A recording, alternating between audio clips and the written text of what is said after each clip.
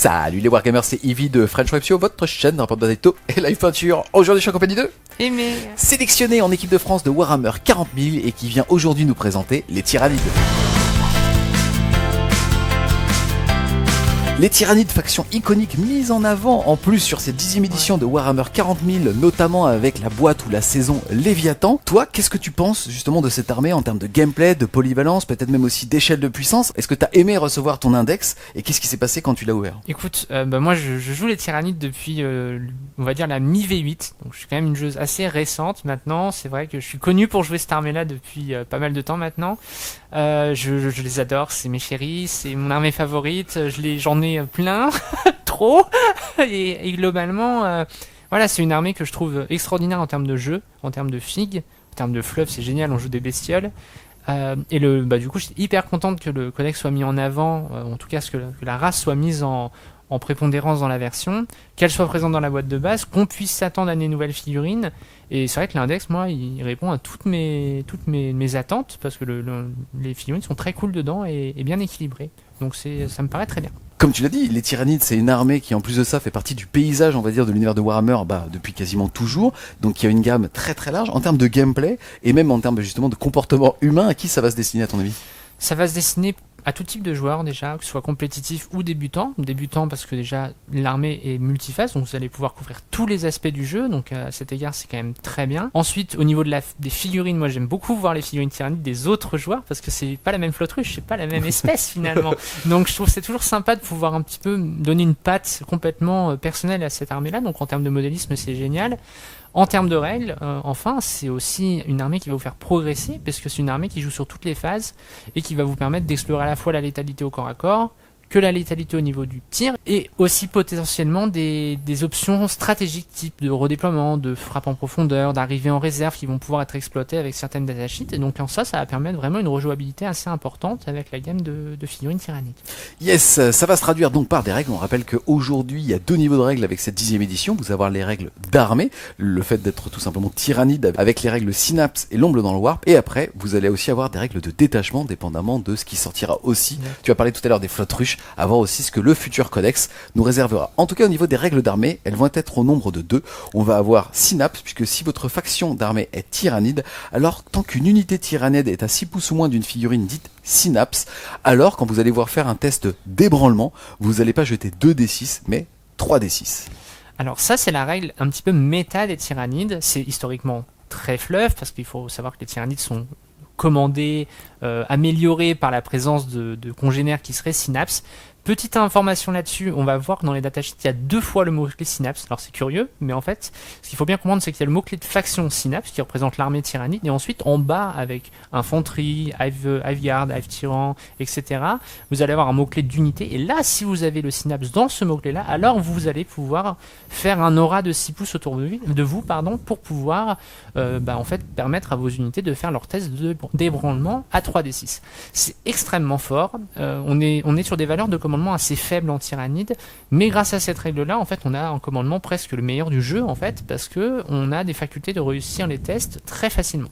Donc ça va en jeu donner un avantage déjà à la stabilité de notre armée, puisqu'on va voir en V10 que les tests d'ébranlement peuvent sacrément impacter la combativité des unités. Donc avoir une armée qui sera toujours efficace, c'est en tout cas un point fort à pas négliger et à prendre en compte dans la construction de son armée. Yes, en gros, quand vous êtes ébranlé, c'est-à-dire que vous avez raté ce fameux test, déjà vous êtes plus éligible jusqu'à votre prochaine phase de commandement à recevoir des stratagèmes, et surtout sur les objectifs, vous êtes ce qu'on appelle OC0, donc contrôle d'objectif 0, ça fait que vous ne les contrôlez juste pas. C'est pas que s'il n'y a pas d'adversaire, c'est que même si jamais vous êtes seul dessus, comme vous aurez un score de 0 de contrôle, et ben vous ne les contrôlerez pas. La deuxième règle, ça va être l'ombre dans le warp, aussi une règle iconique des tyrannides. Là, c'est très simple, une fois par partie, à partir du moment où vous allez avoir une unité sur le champ de bataille qui dispose de cette règle, alors à n'importe quelle phase de commandement, ami ou ennemi, une fois par partie, vous allez pouvoir déclencher l'ombre dans le warp, et donc toutes les unités ennemies sur le champ de bataille vont devoir faire un fameux test d'ébranlement. Exactement. Donc ça, c'est la deuxième règle.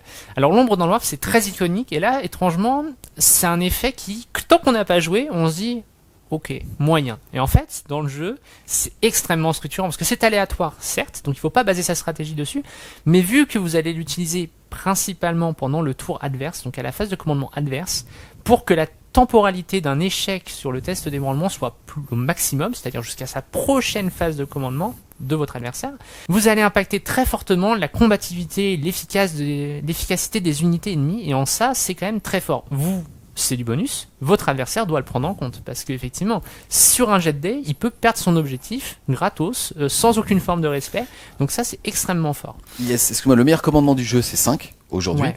et on le voit sur les unités, même un Space Marine va avoir entre 6 et 7, ça veut dire globalement que sur un tour comme ça, c'est entre un quart et un tiers de ces unités qui vont rater un test d'ébranlement, et qui donc ne seront pas sujets au point de commandement.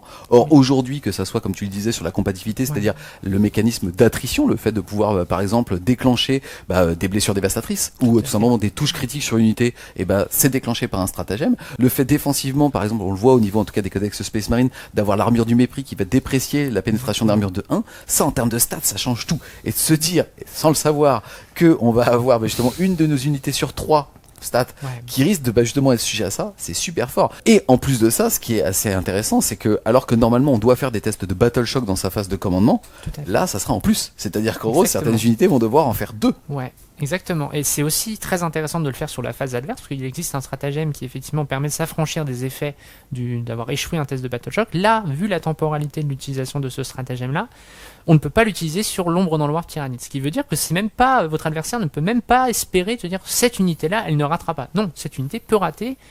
Donc c'est quand même assez déconcertant pour l'adversaire qui doit baser une stratégie potentiellement sur quelque chose sans filet. Yes, donc globalement, ça veut aussi potentiellement dire un tour et voire un round de bataille à blanc.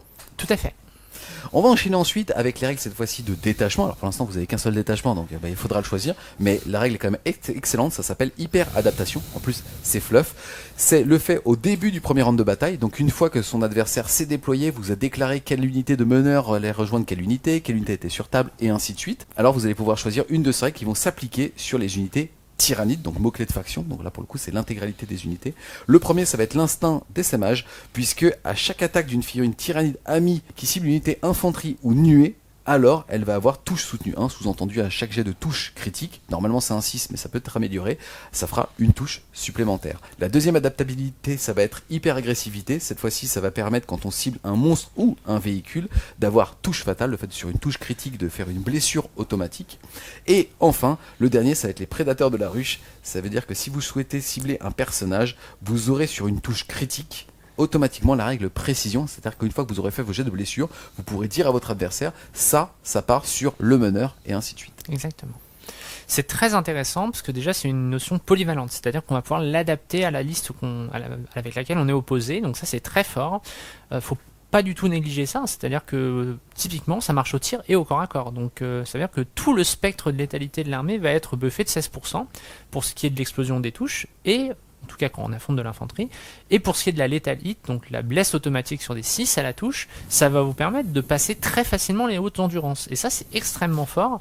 C'est l'équivalent d'un +1 pour blesser. Exactement. Puisque vous avez 16% de chance sur la touche de blesser directement. Exactement. Et enfin, la précision, donc le dernier effet, qui va permettre d'impacter les personnages directement dans les unités. Là, c'est encore une utilisation spécifique, mais sur des listes avec des personnages très faibles, notamment peut-être l'Astra ou le culte Genestealer, vous pourrez soustraire les options, les bonus en tout cas apportés par ces personnages dans les unités directement sans avoir à passer sur le corps des gens qui les protègent. On rappelle que dans cette 10e édition, on commence la partie à 0 PC et que vous allez en gagner 1 par tour à la phase de commandement, donc 2 par round, soit 10 au total dans une partie.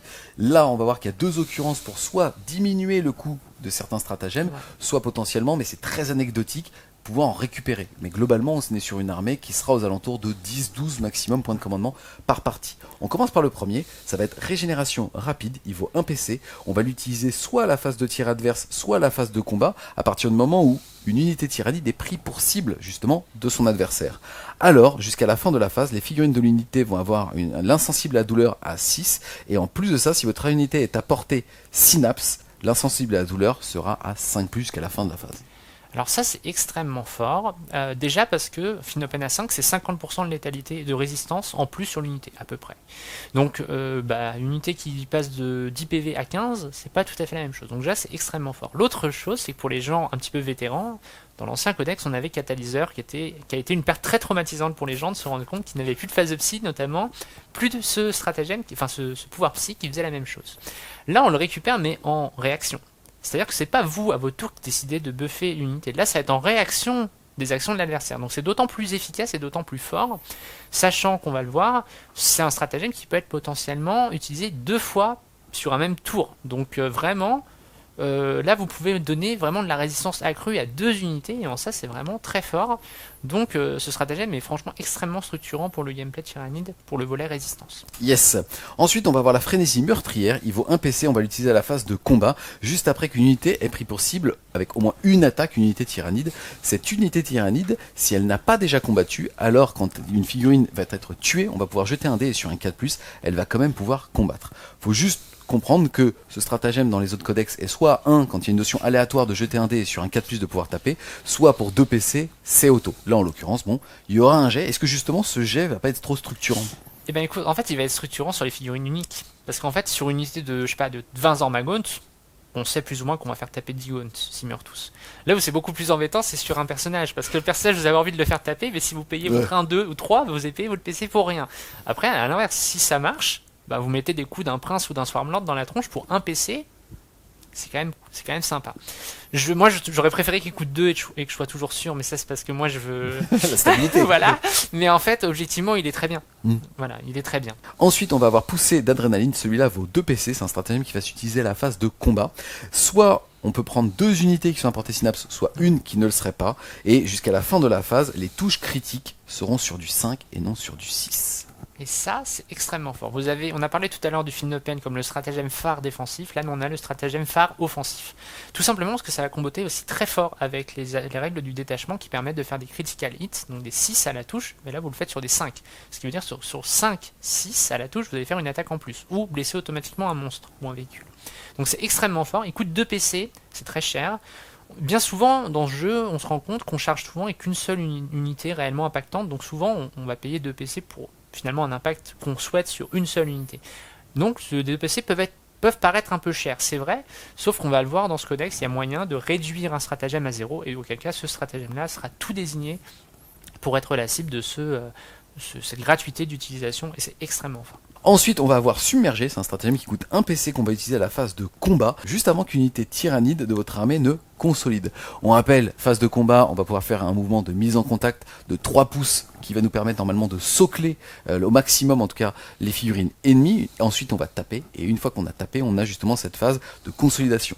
La consolidation normalement c'est un mouvement de jusqu'à 3 pouces qui doit vous faire rentrer en portée d'engagement d'une unité ennemie. Si vous pouvez pas le faire, vous avez le droit de vous faire 3 pouces vers un objectif, mais si vous ne rentrez pas justement à portée de cet objectif, et ni même justement d'une figurine ennemie, alors vous n'avez pas du tout le droit de vous déplacer. Là c'est très fort parce que ça va transformer ce mouvement de 3 pouces en 6 pouces, donc déjà plus de permissivité, et si jamais vous êtes à portée Synapse, alors ça sera un mouvement normal de 6 pouces, donc plus aucune contrainte. Exactement, et ça c'est très fort. Maintenant ça sera compliqué à utiliser. La meilleure utilisation c'est évidemment celle où j'agresse quelque chose, je m'en débarrasse et je reviens me cacher en arrière. Ça c'est l'optimisation optimale parce qu'on est dans du trade, de l'échange avec son adversaire à 100%, c'est-à-dire vous prenez des ressources sans exposer les vôtres. Le mouvement de 6 est quand même assez contraignant, surtout les unités tyrannides avec un gros impact ont souvent des socles de 40, donc c'est quand même assez compliqué de les recacher, mais en tout cas c'est une vertu tactique pour se soustraire de ligne de vue ou tout simplement aller atteindre un objet qu'on n'aurait pas pu atteindre. Donc ça c'est quand même une option tactique qui est intéressante. Yes, ça va être très fort dans ce qu'on appelle la micro-gestion, et finalement même pour un joueur débutant, c'est un outil de permissivité énorme de se dire attends j'ai mal fait ma charge ou j'ai mal fait mon mouvement, et finalement hop, un PC, je suis Synapse, je vais aller voler un objectif. Voilà, tout à fait. Ensuite on va avoir Perspicacité synaptique, il vaut 1 PC celui-là, on va l'utiliser à la phase de commandement, on va pouvoir cibler soit 2 unités tyrannides qui seraient à portée synaptique, soit une qui ne le serait pas, et on va pouvoir lui appliquer une autre hyperadaptation que celle choisie au début justement de la partie, et ça va s'additionner. Exactement. Ça, c'est très fort, parce qu'on va le voir dans la V10, ça sera rare d'avoir des armées entièrement composées d'infanterie ou entièrement composées de véhicules. À l'exception évidemment des IK et des RK. Là où c'est très fort, c'est qu'effectivement, quand vous allez avoir par exemple des Dreadnoughts en Space Marine ou des choses comme ça, et ben, vous n'aurez pas spécialement envie de prendre l'adaptation anti-véhicule. Mais là, grâce à ce stratagème, vous pourrez l'obtenir de toute manière. Donc ça, c'est quand même un combo qui est intéressant pour la versatilité de l'unité.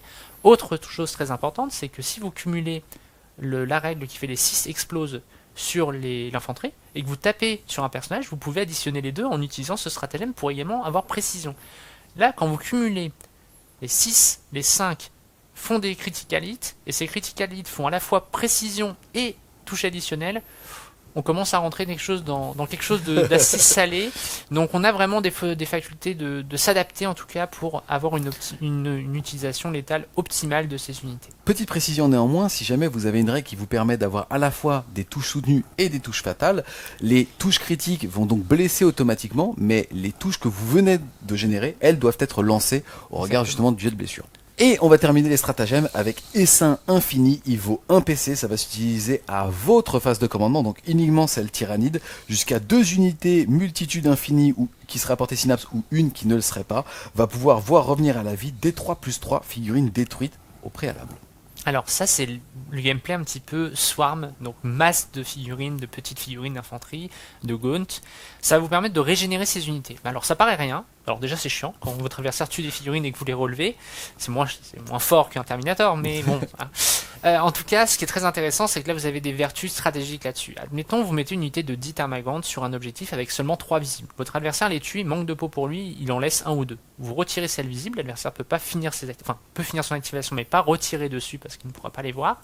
Et à ce moment-là, votre phase de commandement, vous régénérez donc en moyenne 5 Gaunt, au minimum 4, et ça va vous permettre de refaire des petits cordons pour atteindre l'objectif que vous aviez, entre guillemets, perdu sur la létalité adverse. Donc ça vous permet d'engranger du scoring de manière un petit peu éhontée, et c'est très bien. Voilà. Yes, ce qu'il faut retenir, c'est qu'en plus, toutes ces petites saloperies là de petits socles, ils sont au C2. Tout à fait. Et donc en fait quand tu dis que tu ramènes 5 figurines, en réalité tu contrôles 10 figurines sur un objectif. Et donc là tu la voles à un petit Ika, tu la voles, franchement c'est pour moi juste pour ça, je trouve que pour un PC le fait de rajouter 10 OC potentiellement sur un objectif, c'est golden. Tout à fait. On enchaîne ensuite avec les optimisations, ce qui a remplacé les traits de seigneur de guerre et les différentes reliques. Elles sont au nombre de 4 et vous allez pouvoir en avoir jusqu'à 3 dans votre armée. Attention, vous pouvez les appliquer sur des figurines personnages, mais pas qui sont des héros épiques, puisque ce sont des personnages nommés. On commence par la ruse extraterrestre, qui elle vaut 30 points, figurine tyrannide seulement, après que les 2 joueurs ont déployé leurs unités. Alors vous allez pouvoir choisir jusqu'à 3 unités tyrannides de votre armée et les redéployer. Ce faisant, vous pouvez les placer en réserve stratégique si vous le souhaitez, quel que soit le nombre d'unités déjà en réserve stratégique. Donc il faut comprendre qu'aujourd'hui, vous pouvez mettre en réserve stratégique 500 points sur 2000 maximum, et là, vous allez justement pouvoir aller au-delà de ces 500 points. Qu'est-ce que tu en penses ? Écoute, pour moi, cette règle est déjà très vertueuse dans son séquencement. C'est-à-dire que là, à la lecture, on comprend qu'on n'utilise pas après la connaissance de l'initiative. Ce qui veut dire qu'on ne peut pas utiliser cette règle en mode j'ai le tour 1, hop, je te redéploie tout. Exactement. Très agressif, et en gros je te mets une alpha. C'est le même wording dans toutes les armées aujourd'hui. Ouais. Et on sent que Game Workshop n'a pas envie de ça. Donc je trouve que c'est une bonne chose que ce ne soit pas juste un outil offensif. Là où c'est très bien, c'est que ça va vous permettre d'adapter votre déploiement après avoir l'entièreté de la connaissance du déploiement adverse. Donc ça vous permet typiquement d'organiser un flanc refusé, ou à l'inverse, organiser un flanc fort pour aller impacter le flanc adverse. L'autre utilisation qui est intéressante, c'est si vous voulez dépasser les 500 points de réserve stratégique autorisés, vous pouvez donc en mettre plus en retirant les unités avant le début de la partie. Yes, ensuite on va avoir la parfaite adaptation qui vaut 15 points. Figurine tyrannide seulement, une fois par tour, vous pouvez lancer soit un jet de touche, soit un jet de blessure, soit un jet de dégâts, soit un jet d'advance, soit un jet de charge, soit un jet de sauvegarde pour le porteur. Alors ça j'aime beaucoup parce que ça va vous donner de la fiabilisation. Alors de la fiabilisation, déjà, moi je trouve que ça c'est très bien sur un prince tyrannide, donc un High Tyrant. Pourquoi ? Parce que ça va vous permettre de faire une relance gratuite à chaque tour, donc adverse ennemi, de typiquement une relance d'un vu à 4. C'est quand même très fort. Ça va aussi vous permettre sur votre tour de relancer une charge. On va le voir, les PC sont rares. Avoir une unité qui peut relancer une charge, c'est quand même une sécurisation, un filet qui est très appréciable. Et aussi, typiquement, vous faites votre 1 à la touche, vous n'avez pas envie, et vous le relancez, et c'est gratuit. C'est de la fiabilisation, j'aime bien. Yes, deux choses à dire par rapport à ça. Comme tu l'as dit, les points de commandement deviennent une ressource très très chère. Je peux vous dire que lancer un jet de charge, vous réfléchissez plusieurs minutes avant de le faire, parce que ça va vous priver trop d'attrition ou de tanking par la suite. Et aujourd'hui, même si on est un système de cartes où on va pouvoir soit être en fixe ou en secondaire, et en fixe, on peut sacrifier une main pour gagner un PC, c'est déjà très cher payé de marquer 0 points de secondaire pour ça. En plus de ça, on est quand même sur un système où aujourd'hui, quand on fait nos listes d'armées, on peut potentiellement avoir des trous. Alors le tyrannide, c'est pas, on va dire, le plus victime, puisqu'il a énormément d'entrées, donc on peut très facilement en retirer une, en mettre une un peu plus chère ou un peu moins chère, pour se rapprocher, on va dire, du palier de points 2000 ou 1000 qu'on s'est fixé avec son adversaire. Mais d'avoir ce genre de petites choses à 15 points, en fait, c'est là où tu vas aller les chercher et te dire, tu sais quoi, j'ai une reroll, et en fait, ça m'économise peut-être 1 ou 2 PC finalement sur cette game. Tout à fait. Ensuite, on va avoir le pilier synaptique, et là, ça va tout simplement permettre à une figurine tyrannide d'avoir une bulle synaptique, non pas de 6 déjà, mais de 9 pouces, même si elle n'est pas synapse. Exactement. Alors ça, c'est bien deux aspects. Le Broodland n'étant pas synapse, erreur ou pas, en tout cas, il peut être synapse avec cette relique. Donc ça, c'est bien. Ce qui m'en bien, c'est qu'on doit le payer. Mais en tout cas, c'est très bien d'avoir un personnage type un peu totem qui va avoir une bulle synapse assez étendue. On pense notamment en Tervigon avec les bulles de liste à base de Termagant, ce genre de choses, ou tout simplement de parasites de Mortrex, qui ont une projection très importante, qui sont souvent dévolues à ça. Donc c'est une relique qui sied bien des personnages qui ne sont pas synapse pour avoir une option de synapse à un endroit particulier de la partie. Yes, dernière optimisation, ça va être la biologie adaptative. Elle vaut 25 points. Figurine tyrannide seulement, le porteur a l'aptitude insensible à la douleur sur 5+, très fort. Et au début de n'importe quel tour, s'il était à moins de la moitié de ses points de vie, alors ça sera un insensible à 4. Alors ça, c'est très chouette parce que ça vous permet déjà d'avoir un FNP à 5 sur la figurine de base, donc 50% de résistance en plus. Et surtout, si votre adversaire ne parvient pas à le one-shot, et bien à ce moment-là, vous avez un Finopen à 4 et là du coup ça devient vraiment très pénible parce que vous mettez ça sur un Tervigon, sur un Eurotyran, voire même sur un Prince Tyrannide, les 5 derniers PV, si l'adversaire n'arrive pas à les finir, ça peut vite devenir le drame. Puis en plus la 4+, alors déjà invulnérable à 4 à la sauvegarde, et en plus de ça, un Finopen à 4, mais en plus c'est des stats à craquage la 4+. Complètement, ouais. Donc déjà d'enchaîner 2 4+ avec l'invul, c'est infernal. C'est clair. On va maintenant rentrer dans le dur du codex, on va parler des datasheets, on va commencer à tout seigneur tout honneur par l'iconique Prince Tyran ailé, le tyran des ruches ailé, il vaut 195 points dans sa version justement qui vole. Il va de base avoir un châssis à endurance 9, une sauvegarde à 2, une invulnérable à 4, 10 points de vie, OC 3, commandement à 7 et un mouvement de 12 avec le mot-clé bien évidemment vol, même si c'est quand même bien moins fort qu'avant. Au niveau de ses aptitudes, il va déjà avoir l'ombre dans le warp et synapse, fort heureusement, mais ça fait partie de ceux qui peuvent justement déclencher l'ombre dans le warp une fois par partie. Au niveau des autres aptitudes, il va avoir la volonté de l'esprit, ce qui est qu'une fois par tour, une unité tyrannide à 12 pouces de lui va pouvoir décider d'utiliser un stratagème pour 0 point de commandement, et surtout, même si celui-ci a déjà été utilisé à cette phase. En deuxième aptitude, on va avoir paroxysme, l'ancien sort des tyrannides, qui lui permet tout simplement de choisir une unité ennemie à 12 pouces ou moins à la phase de combat, de jeter un dé. Sur un 1, c'est lui qui prendra des 3 blessures mortelles. Sur un 2+, alors on va soustraire 1 à la caractéristique d'attaque des armes dont sont équipées les figurines de l'unité. Attention, ça n'est pas écrit ici, mais dans le designer note, il est dit bien évidemment qu'une figurine ne peut jamais descendre en dessous d'une attaque. Ensuite, donc la manière dont on va pouvoir l'équiper, on va soit choisir du tir et un petit peu de corps à corps, soit du full corps à corps.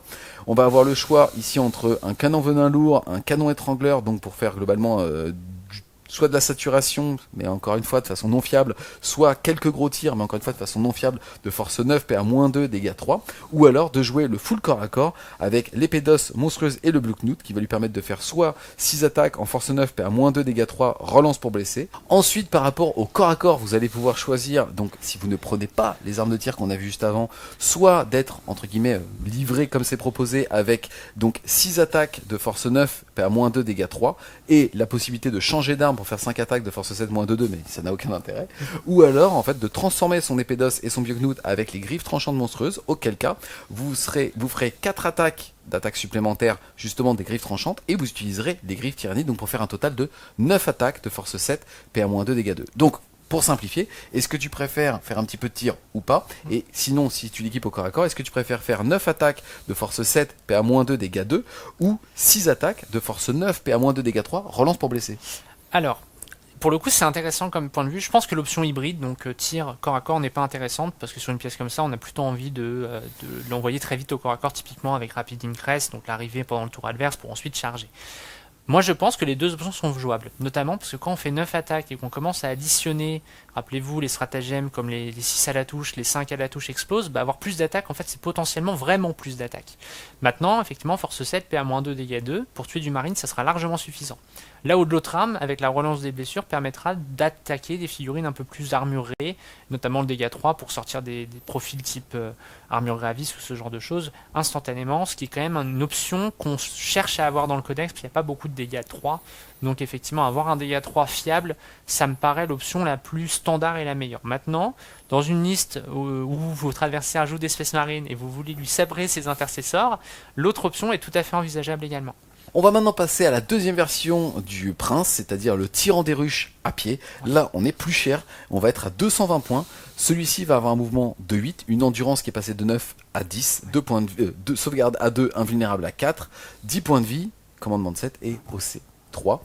De base, il va avoir comme aptitude l'ombre dans le warp et synapse, et il va aussi avoir volonté de l'esprit ruche, qui est la même chose que tout à l'heure, c'est-à-dire qu'il peut soit sur lui-même, soit choisir une unité amie à 12 pouces ou moins, et dire que le stratagème va coûter 0 PC, et en plus de ça, l'utiliser même si l'unité l'a déjà utilisé. Et comme deuxième aptitude, déferlant, toutes les unités à 6 pouces de lui vont avoir l'aptitude assaut sur leurs armes, c'est-à-dire qu'elles vont être éligibles à faire un jet d'advance, et quand même pouvoir tirer normalement. Alors là, cette figurine, elle est extraordinaire. Pour moi, c'est la meilleure unité du codex, à deux égards. Le premier, déjà, c'est que c'est un personnage qui est leader, donc on peut l'intégrer dans une unité à la différence du prince volant. On va l'intégrer dans des tyrans de garde qui sont, on verra tout à l'heure, assez solides. Ça, c'est une première garantie pour le protéger. La deuxième, c'est la règle que l'autre avait également, mais vu qu'il était unique, enfin tout seul, il a plus de chances de disparaître rapidement. Donc celui-ci est plus pérenne et donc on va optimiser cette règle le plus longtemps. Enfin, dernière chose, ce qui est très fort, c'est que celui-ci va pouvoir être mis en hybride. L'épée plus l'arme de tir. Et en plus de ça, il y a une règle qui permet d'advance en permanence. Et c'est ça qui donne en fait le côté véloce au tyrannide. C'est qu'avant, on avait le choix entre soit bouger normalement, mais pouvoir tirer. Là maintenant, on peut bouger, advance, tirer. On ne pourra pas charger, mais on pourra avoir cette mobilité rapide. Et sur autant de figurines que tu veux, tant qu'elles sont à 6 pouces de lui, quoi. Exactement. Et ça, c'est assez fort. Et donc, en fait, cette figurine-là est quand même un point d'ancrage extrêmement structurant dans une liste tyrannide. C'est vraiment l'unité qu'il faudra protéger. Donc, on va voir, hein, il y a des outils pour. Mais clairement, c'est une figurine qui est une cible assez importante pour votre adversaire parce que sa perte va vraiment impacter drastiquement l'efficacité de votre armée au global. Et alors toi, en termes de tir, tu préfères de la force 9 PA-2 dégâts 3 ou de la force 7 PA-1 dégâts 2 mais avec plus de tir?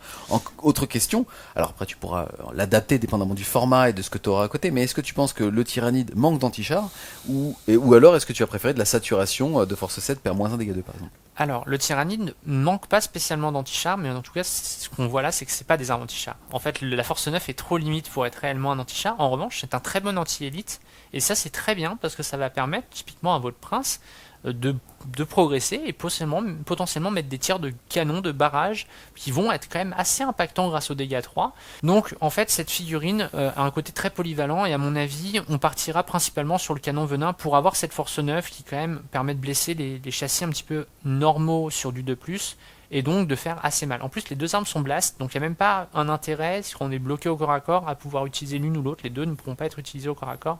Donc en ça, c'est quand même assez intéressant, je pense, de prendre la force 9 plutôt que le D6 très aléatoire du canon étrangleur. D'accord. Derrière, on va passer justement à la version nommée avec le maître des essaims. Lui, il est à 250 points.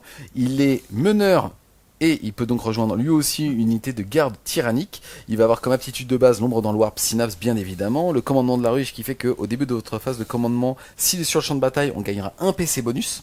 Donc ça c'est pas mal. Ensuite il va avoir présence malveillante qui fait qu'une fois par bataille, après que votre adversaire a utilisé un stratagème, si cette figurine est votre seigneur de guerre, alors à chaque fois que votre adversaire va vouloir utiliser le même stratagème, le coût sera incrémenté de 1. Et enfin, domination de l'esprit ruche, tant qu'une unité tyrannide est à 9 pouces ou moins d'elle, elle est à portée synaptique. Alors globalement c'est un prince tyrannide qui ne va pas tirer en canon mais qui va avoir du dégât magique basé sur du lance-flamme. Donc en fait la comparaison déjà elle est un peu là-dessus. Le problème, c'est que là, vous ne pouvez pas advance. Donc, c'est un prince qui va être globalement plus long que son homologue générique. Au niveau du corps à corps, il tape un peu plus fort, parce qu'il tape avec 3 attaques supplémentaires. Et surtout, la grande différence, c'est que le Swarmland a une récupération de PC, alors que l'autre a une annulation du coût de PC. Globalement, il vaut mieux annuler 2 fois des PC que récupérer une seule fois un PC. Sachant qu'en plus, ce PC arrive en concurrence avec des effets de jeu identiques, donc potentiellement vous récupérez un PC, mais si vous sacrifiez par exemple des cartes, vous récupérez un PC, là ça fera doublon avec le Swarmlord, vous ne pourrez pas avoir les deux. En revanche, la capacité de dire à votre adversaire ce stratagème pour les prochaines utilisations coûtera un CP de plus, c'est extrêmement fort. Ça, faut le reconnaître, cette capacité-là est extrêmement structurante. Maintenant, c'est là que je trouve que l'index est bien fait, c'est qu'il y a un vrai choix entre le prince à pied, qui est probablement plus synergisant, et le Swarmlord qui est plus handicapant pour votre adversaire. Donc là, c'est le choix. Soit je synergise mon armée, soit j'impacte un petit peu mieux l'armée adverse. Il y a un vrai choix à faire, et ça sera au joueur de déterminer ce qu'il préfère apprendre. On continue, on reste un petit peu dans les QG synaptiques et on va découvrir ensemble la nouveauté aussi de la boîte Léviathan, le Neurotyran. Lui, il est à 105 points, c'est une figurine qui est meneuse et qui donc peut rejoindre les gardes tyranniques tout comme les deux précédents, mais aussi les Neurogardes. Déjà, c'est un monstre qui a le mot-clé vol, il va avoir un mouvement de 6, une endurance de 8, il a une sauvegarde à 4 et une invulnérable à 4. Derrière, il va avoir plein d'aptitudes sympas. Déjà, Synapse, l'ombre dans le warp, merci.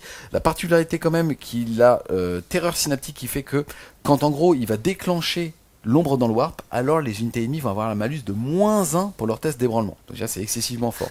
Ensuite, il va avoir Fouet Nodal qui dit que l'unité qui la rejoindre va avoir +1 pour toucher. Et en plus de ça, si la cible est ébranlée, elle aura aussi +1 pour blesser. Ensuite, relais synaptique, puisque à votre phase de commandement, vous allez pouvoir choisir jusqu'à 2 unités tyrannides amies à 12 pouces ou moins de lui, et elles sont considérées comme étant à portée synaptique jusqu'à sa prochaine phase de commandement. Alors moi déjà, c'est en phase de devenir ma figurine préférée au niveau de la sculpture. Je trouve ça génial, un big cerveau, c'est génial. J'étais un petit peu déçu quand j'ai vu son profil parce qu'on va le voir, il a un lance-flamme qui fait 2d6 tiers de force 5, PA-1, dégâts 2, inner cover, torrent. C'est un très bon lance-flamme. Maintenant, je m'attendais vraiment à plus de versatilité sur la létalité, potentiellement de gros tirs anti-char, ce genre de choses. Donc c'était un peu décevant. Après, il est pas cher. 105 Maintenant, points. il n'est pas cher. C'est exactement ça. Et surtout, c'est une fiabilisation ultime de vos outils, à deux aspects. Le premier, déjà, côté létalité, très bien, vue à 4. C'est une figurine qui est parfaitement décente pour son coup en point. Il est très bien avec un Finopen, notamment celui-là, parce qu'il va être très chou. Bon, de toute façon, toutes les figurines sont plus jolies avec un Finopen, mais celui-là, je trouve que ça lui va très bien. C'est la modéliste ceux qui parlent là. Exactement. Et le côté synergisable de cette figurine, ce qui est très très fort, c'est que vous pouvez l'intégrer dans des tyrans de garde, donc ils vont avoir +1 à la touche, +1 à la blesse. Donc là, on obtient quand même un sacré buff. Sur les Neurogaunt, honnêtement, on s'en passera. Les Neurogaunt, c'est pas vraiment l'option de létalité la plus sexy du Connex. Mais surtout, +1 touche, +1 blesse, ça les transforme finalement en unités ok pour leur coup en point, très ok. Donc c'est bien de les mettre dans des Neurogaunt. Là où il est extrêmement structurant, donc c'est la faculté d'empirer le test de commandement sur l'ombre dans le warp, ça c'est un fait, c'est juste statistique, c'est vraiment un gain énorme de pouvoir battle shock des unités. Et aussi sa capacité de donner à 2 unités la portée synapse, c'est ce qui va permettre d'optimiser au maximum vos stratagèmes. On l'a vu tout à l'heure, beaucoup d'effets sont rendus plus forts ou multipliés quand vous les mettez sur des unités synapse. Et donc là c'est très bien de se dire, eh ben cette unité là, hop, allez synapse, je mets le buff, et instantanément, vu que j'avais prévu mon coup, à la phase de commandement, j'avais buffé également mes Goats, mes Raveners, etc. Et eux aussi vont profiter des faits. En fait, et ce là, qui est très fort, c'est que ça les rend autonomes. Et aujourd'hui, en fait, en tout cas, alors c'est très théorique ce que je vais dire, mais on le voit avec le gameplay Space Marine, on a les unités qui vont bénéficier du serment de l'instant et les autres qui doivent, au niveau de leur datasheet, avoir des règles qui sont autonomes pour pouvoir se rentabiliser dans un sens, soit le tanking, le contrôle map, l'attrition. Or là, tu rends autonome 2 unités. Tout à l'heure, tu parlais du trade. C'est extraordinaire de ne pas exposer d'autres ressources que ça. Tout à fait. Et c'est aussi une très bonne figurine pour conserver son objectif chez soi. Parce que c'est une figurine qui est quand même résistante, qui va du coup être difficile à sortir. Et rappelez-vous, si on le met dans Neurogaunt, l'adversaire vous tire dessus, vous régénérez les Neurogaunt. Donc votre figurine a des PV tampons gratos finalement. Donc c'est assez intéressant. On continue cette fois-ci avec le vieux Borgne. Lui déjà va avoir un insensible à la douleur à 5 de base. Il va être meneur et peut-être intégré à une unité de Carniflex. Ensuite, il va avoir comme aptitude meneur alpha qui fait que tant que cette figurine mène une unité à chaque attaque d'une figurine de l'unité, vous pourrez lancer le jet de touche. Et aussi monstre inexorable qui fait qu'il va régénérer D3 PV au début de la phase de commandement ami et ennemi. Après, c'est un gros châssis endurance 9, sauvegarde à 2. Il n'a pas d'invulnérable vieux borne, mais il a 9 PV. Et globalement, il va quand même sacrément envoyer, puisqu'il va envoyer soit 12 patates de force 6, PA-1, dégâts 1, soit 6 patates de force 14, PA-3, dégâts D6 plus 1. Alors c'est une figurine qui est très chouette, parce qu'en fait il faudra l'intégrer vraiment, il faudra vraiment l'intégrer dans des Carnifex pour optimiser l'unité, c'est comme ça qu'il faut le jouer. Donc vous avez imaginé pour un peu moins de 400 points, 3 Carnifex, avec une full reroll des touches, avec ce vieux born qui tape soit en saturation, soit en force 14. La force 14, c'est une force qui est extrêmement importante. Et surtout, Finnopen intégré, Regen intégré, on est quand même dans quelque chose d'assez sérieux. Moi, ce que j'aime bien dans ce Carnifex, c'est que, ok, il n'a pas d'invue, mais il a une de plus, donc on va voir, on a quand même moyen d'avoir une sauvegarde même avec des gros tirs anti-char, et aussi un Finnopen, ce qui le rend quand même très solide. Là où va y avoir pour le coup commencer à y avoir débat, c'est que là vous avez vu déjà Prince c'est cool, Neurotyran c'est cool, Vieux-Born c'est cool, même tout ça c'est des personnages qui sont monstres, donc là vous pouvez donner potentiellement 2 secondaires à votre adversaire, donc il faut faire attention, il faut pouvoir mettre le curseur. Yes, en gros, vous allez aller chercher l'assassinat des personnages et abattez-les. Puisqu'en fait, c'est la même catégorie pour monstres et véhicules. Donc en fait, c'est vrai, comme tu l'as dit, si vous avez beaucoup de monstres personnages, vous rendez évident le scoring adverse. De manière fixe, Ouais. en plus. On continue avec l'iconique Tervigon, la pondeuse. Elle vaut 200 points. Elle a un mouvement de 8, une endurance de 11, 16 points de vie, sauvegarde à 2 et pas d'invulnérable. Elle va avoir l'ombre dans le warp et synapse. Et derrière, elle va avoir 2 règles très intéressantes. La première, c'est la progéniture du couvain qui fait que toutes les thermagontes à 6 pouces ou moins de lui ont touche fatale. C'est-à-dire qu'ils vont blesser automatiquement sur une touche critique. On a vu tout à l'heure qu'on pouvait déjà les passer sur du 5. Ensuite, éclosion de Thermagant. À votre phase de commandement, vous allez pouvoir choisir une unité de Thermagant à 6 pouces ou moins d'elle et ramener D3 plus 3 figurines détruites dans l'unité. Donc vous ne pouvez jamais excéder la valeur de départ de l'unité. Mais le fait est quand même qu'on a vu un stratagème tout à l'heure qui faisait la même chose. Donc potentiellement pour un PC, on va pouvoir faire 2D3 plus 6. Ouais, sur la même unité. Et Ouais. potentiellement des 3 plus 3 sur une autre. C'est clairement la figurine qu'il faudra jouer pour, si vous avez envie de jouer de la masse avec des paquets de 20 thermagantes, vous jouerez ça ancrera très bien le côté synapse, et en plus de ça, vous synergiserez les thermagantes de manière générale. Il faut absolument la jouer avec le Finnopen A5, puisque dans ce cas-là, elle sera tout simplement exposée, parce que là, il n'y a plus de protection via les thermagantes, donc elle sera vraiment pleinement ciblable. Maintenant, 16 PV en duon, sauvegarde à 2, Finnopen 5, on est quand même dans quelque chose de sérieux, l'adversaire va devoir se mettre de la vraie ressource dessus pour la gérer. Historiquement, c'est une fille, alors c'est marrant, je crois que ça fait 3 éditions qu'elle vaut 200 points.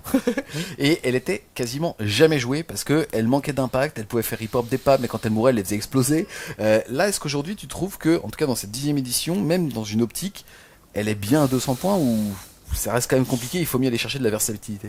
C'est difficile à dire pour l'instant au vu de la peu de retours qu'on a. Moi j'ai l'impression que la masse en tyrannide est jouable parce qu'on a une possibilité de superposer des ensembles de protection sur ces unités là pour les rendre très solides pour le coup en points qu'elles valent. Maintenant, dans ce style de jeu, elle est obligatoire. Est-ce que c'est ce style de jeu là qui sera le rendu le plus compétitif?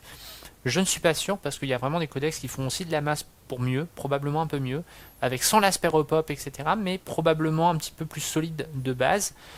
Je pense qu'en tout cas le gameplay existe pleinement. À 200 points, elle me paraît parfaitement justifiée et justifiable. Maintenant, voilà, ça va être une notion de est-ce qu'on veut jouer du tyrannide relativement peu impactant, parce que les gones sont quand même peu impactants, même si avec la Tervigon, on a quand même Lethal Hit, des effets de jeu qui se stackent, donc ça peut les rendre quand même étrangement assez létaux. Yes, on va maintenant passer à une nouveauté, c'est le primate tyrannide ailé, c'est donc la super gargouille ou le super guerrier, je sais pas encore, je suis pas positionné là-dessus. Déjà on va être sur une unité qui a la règle native frappe en profondeur, ce qui est normal puisqu'en fait elle est meneur et elle peut mener soit des gargouilles, soit des guerriers tyrannides avec bioarmes de mêlée ou bioarmes de tir. Comme quoi même eux ils savent pas si c'est une gargouille ou si c'est un guerrier Ils savent tyrannide. pas trop, ouais. Au niveau de ses aptitudes, l'unité qu'elle va avoir rejoint va avoir touche soutenue 1. Donc on se soutient qu'on va être capable potentiellement d'aller chercher au début de partie le touche fatale véhicule et touche soutenue ici avec cette figurine là. Exactement. Donc ça veut dire qu'à chaque fois qu'on va faire un 6 voire un 5 dépendamment justement de notre amélioration, on va faire une extra touche et surtout on va blesser automatiquement la cible. Ouais. Voilà.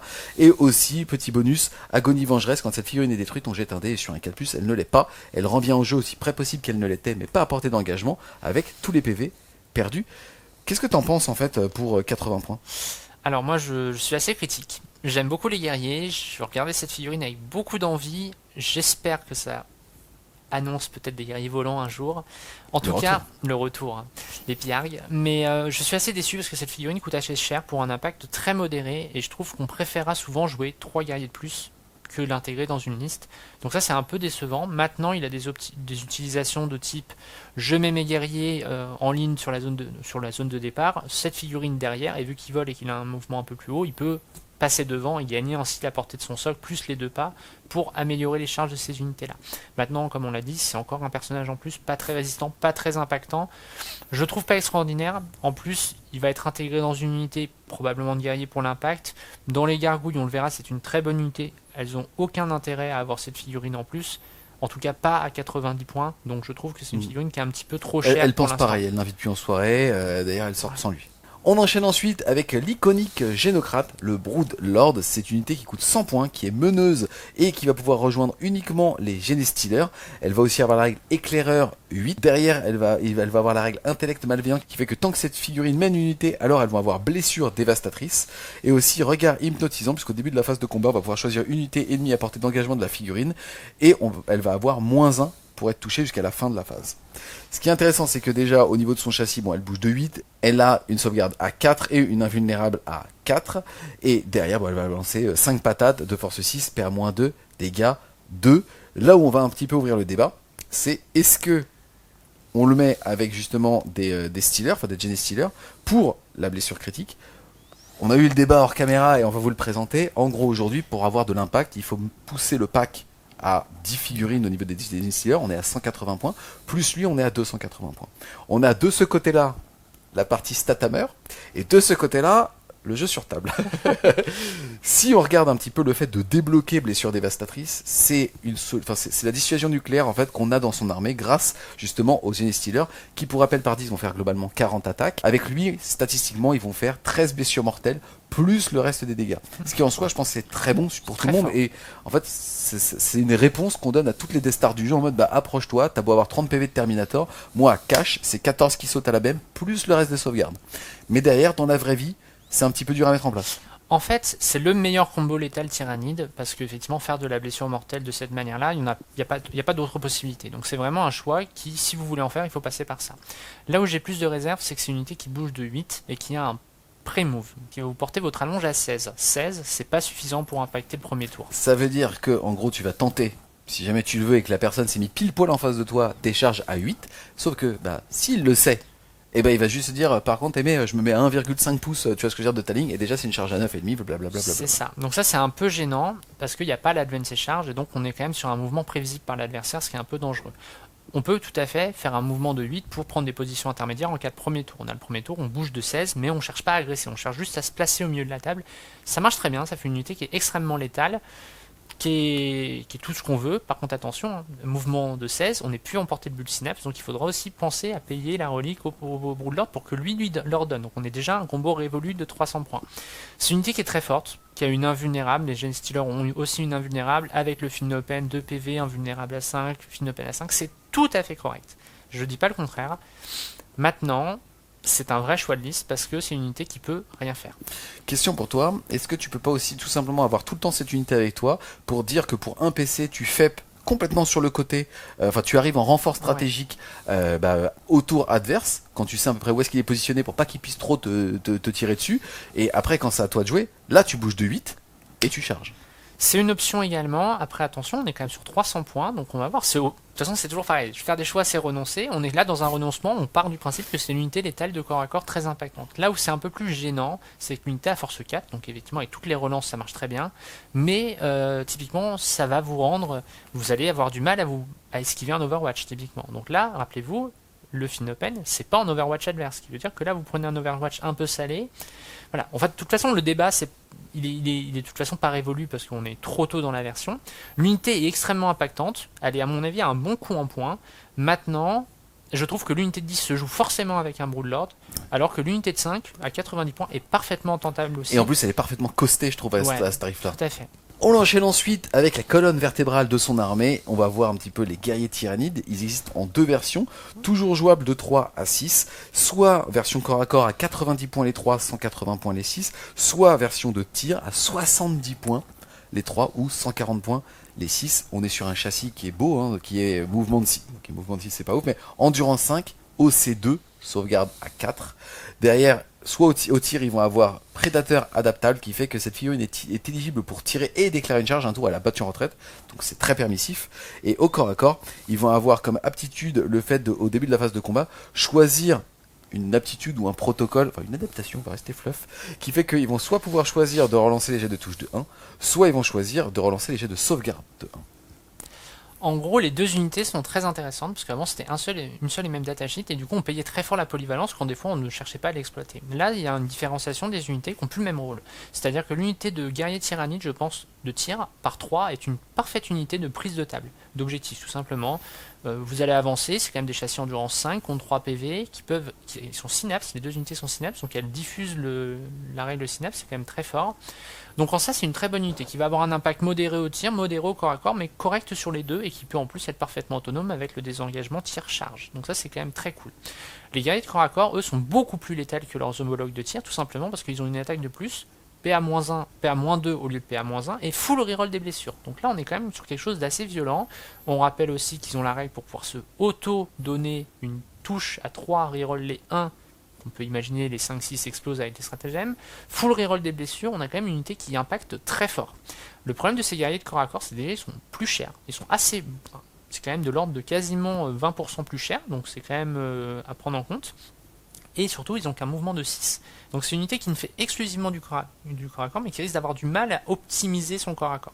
Par contre, ça en fait une excellente unité de contre-close, et là, du coup, il rentre un peu en comparaison avec les Steelers. Les Steelers vont avoir besoin d'un Broodlord, eux sont parfaitement autonomes. Yes, les Steelers sont au C1, eux sont au C2, il y a plus de PV. Encore une fois, il va y avoir un débat. Si vraiment vous aimez la figurine, il y a toujours encore une fois cette option de les faire par 6 et pour un PC, phase adverse, blablabla, vous commencez à connaître le truc. En tout cas, c'est bien, ça permet juste quand on aime une unité de pouvoir la rentabiliser par rapport à ça. On va ensuite passer du côté justement des petits Gaunt. On va commencer par les Thermagaunt. Les Thermagaunt, ils sont à 6 points par figurine, donc 60 points les 10, 120 points les 20. On est sur un châssis qui bouge de 6, endurance 3, sauvegarde à 5, 1 point de vie, commandement de 8. Vous avez compris qu'il fallait qu'il soit porté synapse pour pouvoir jeter un dé de plus. Par contre, à 6 points la figurine, être au C2, c'est du caviar. Hein. Vraiment, dans n'importe quel monde, t'as 3 mecs qui survivent, ils te les volent à 5 SM qui sont pas des lignes. Hein. Donc c'est très très très bien. Mais surtout, nativement, ils vont avoir une aptitude très forte qui est horreur prédatrice. Tout simplement, quand une unité ennemie finit un type de mouvement à moins de 9 pouces de eux, ils peuvent bouger de D6 dans n'importe quelle direction. Et quand t'es au C2, bah encore une fois, tu vas voler un objectif, quoi. En fait, ce qui est très drôle avec cette unité, c'est que c'est une unité de prise de map. Alors, il faut pas lui demander autre chose. Ça prend que la map. Si vous la jouez avec un Tervigon, et donc on imagine des listes à 60, 80, 100 Termagant, on partira plutôt sur le point épineux. Dans le reste des cas, soit Dévoreur, soit Écorcheur, en fonction de ce que vous aimez. Mais globalement, les deux options se valent. Les points épineux sont juste meilleurs en Tervigon parce que vous allez vraiment vouloir prendre la map de manière très massive. La portée de 12 va bien et le fait que ce soit pistolet, vous continuez à tirer au corps à corps, donc vous continuez à optimiser la létalité et ce genre de choses. L'autre intérêt de cette unité, c'est prise indépendamment, petite unité de 10. Vous la mettez sur un objectif relativement sécure où l'adversaire peut pas vous tirer dessus. Ça sera très compliqué pour vos adversaires de venir attaquer cet objectif-là. Tout simplement, il va envoyer une ressource de corps à corps. Je m'en vais. Et puis après, hop, je reviens. Ça va souffrir du tir sans ligne de vue si jamais tu choisis un stratagème, mais comme tu le sais au moment où tu fais ta liste, t'as juste à mettre une unité à côté, quoi. Et surtout, s'il en reste une à portée synapse, tu vas acheter 3 D6, normalement ton test de débranlement, tu vas le valider, et petit PC, D3 plus 3. Tu les relèves, ouais. Franchement, c'est une très très bonne unité, j'adore ce... Enfin, je trouve que c'est une excellente entrée dans le codex Tyrannide, en fait, parce que tu vas pouvoir jouer des monstres et des petits packs comme ça. Tu regretteras jamais d'avoir mis 60 points là-dedans. On va ensuite passer au niveau des Zormagaunt. Là, on est un point plus cher. On est à 70 points les 10, 140 points les 20. Là, on bouge de 10. On est toujours endurance 3, sauvegarde à 5. 1 point de vie, mais au C2 aussi. Donc, on bouge de 10. L'aptitude, c'est qu'on est éligible à déclarer une charge à une phase, un tour où on a avancé. Quand t'es au C2 aussi peu cher, mouvement de 10 plus D6 plus 2D6 de charge, tu charges n'importe quoi, tu charges un rhino, tu charges n'importe... En fait, tu te sers de tout pour un tremplin et aller voler des objectifs. Hein. Qu'est-ce que t'en penses ? Alors en fait, je suis un peu déçu sur...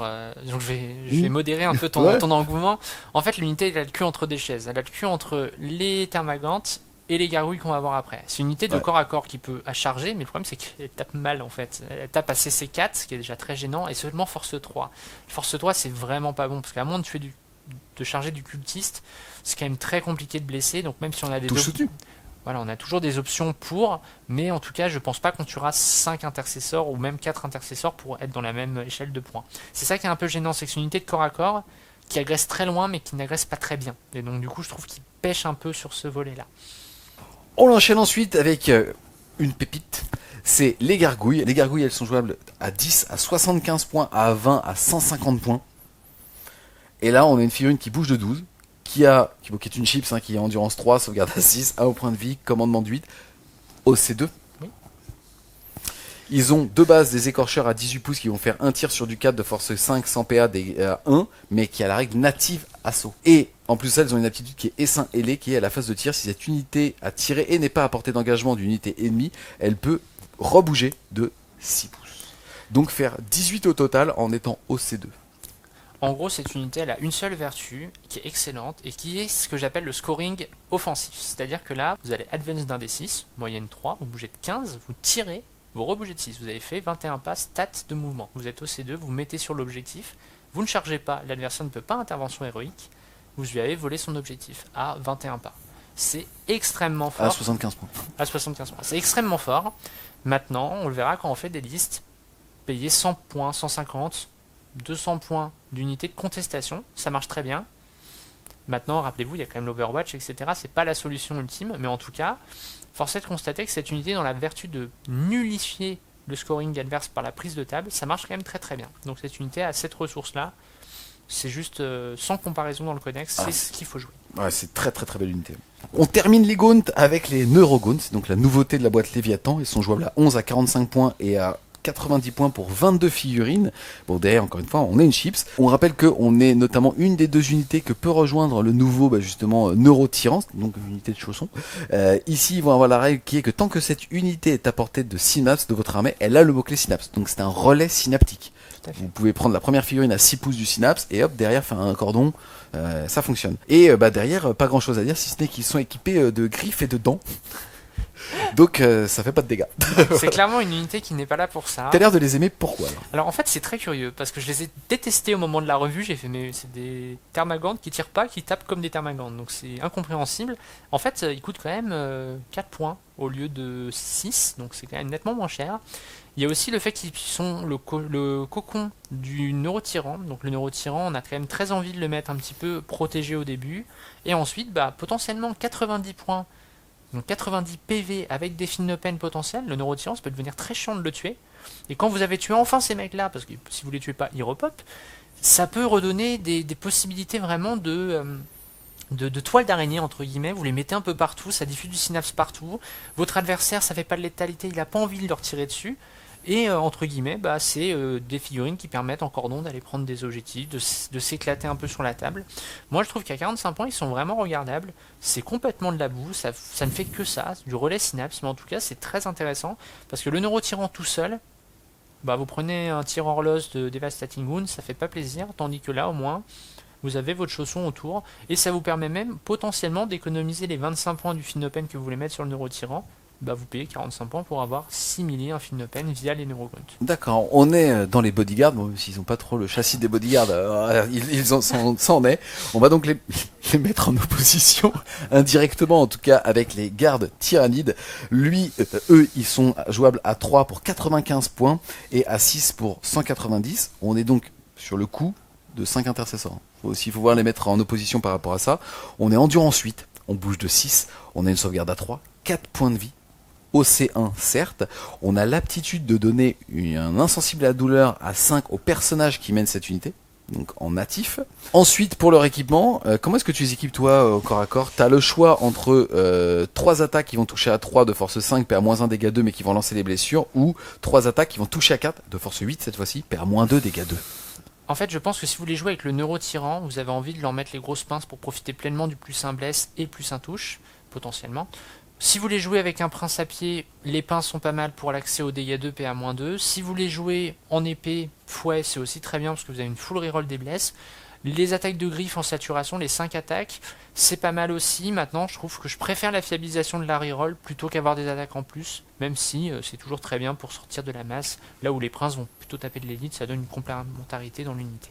On change un petit peu de taille, on va passer maintenant du côté de certains gros châssis, notamment le Toxicrine qui vaut 200 points. Mouvement de 8, endurance de 11, 14 points de vie, sauvegarde à 3, pas d'invulnérable. Elle va avoir comme excellente aptitude vrille préemptible, tout simplement à chaque fois qu'une unité qui ne serait pas titanesque et à portée d'engagement de cette unité essaye de désengager, on jette un dé sur un 3+, elle bouge pas.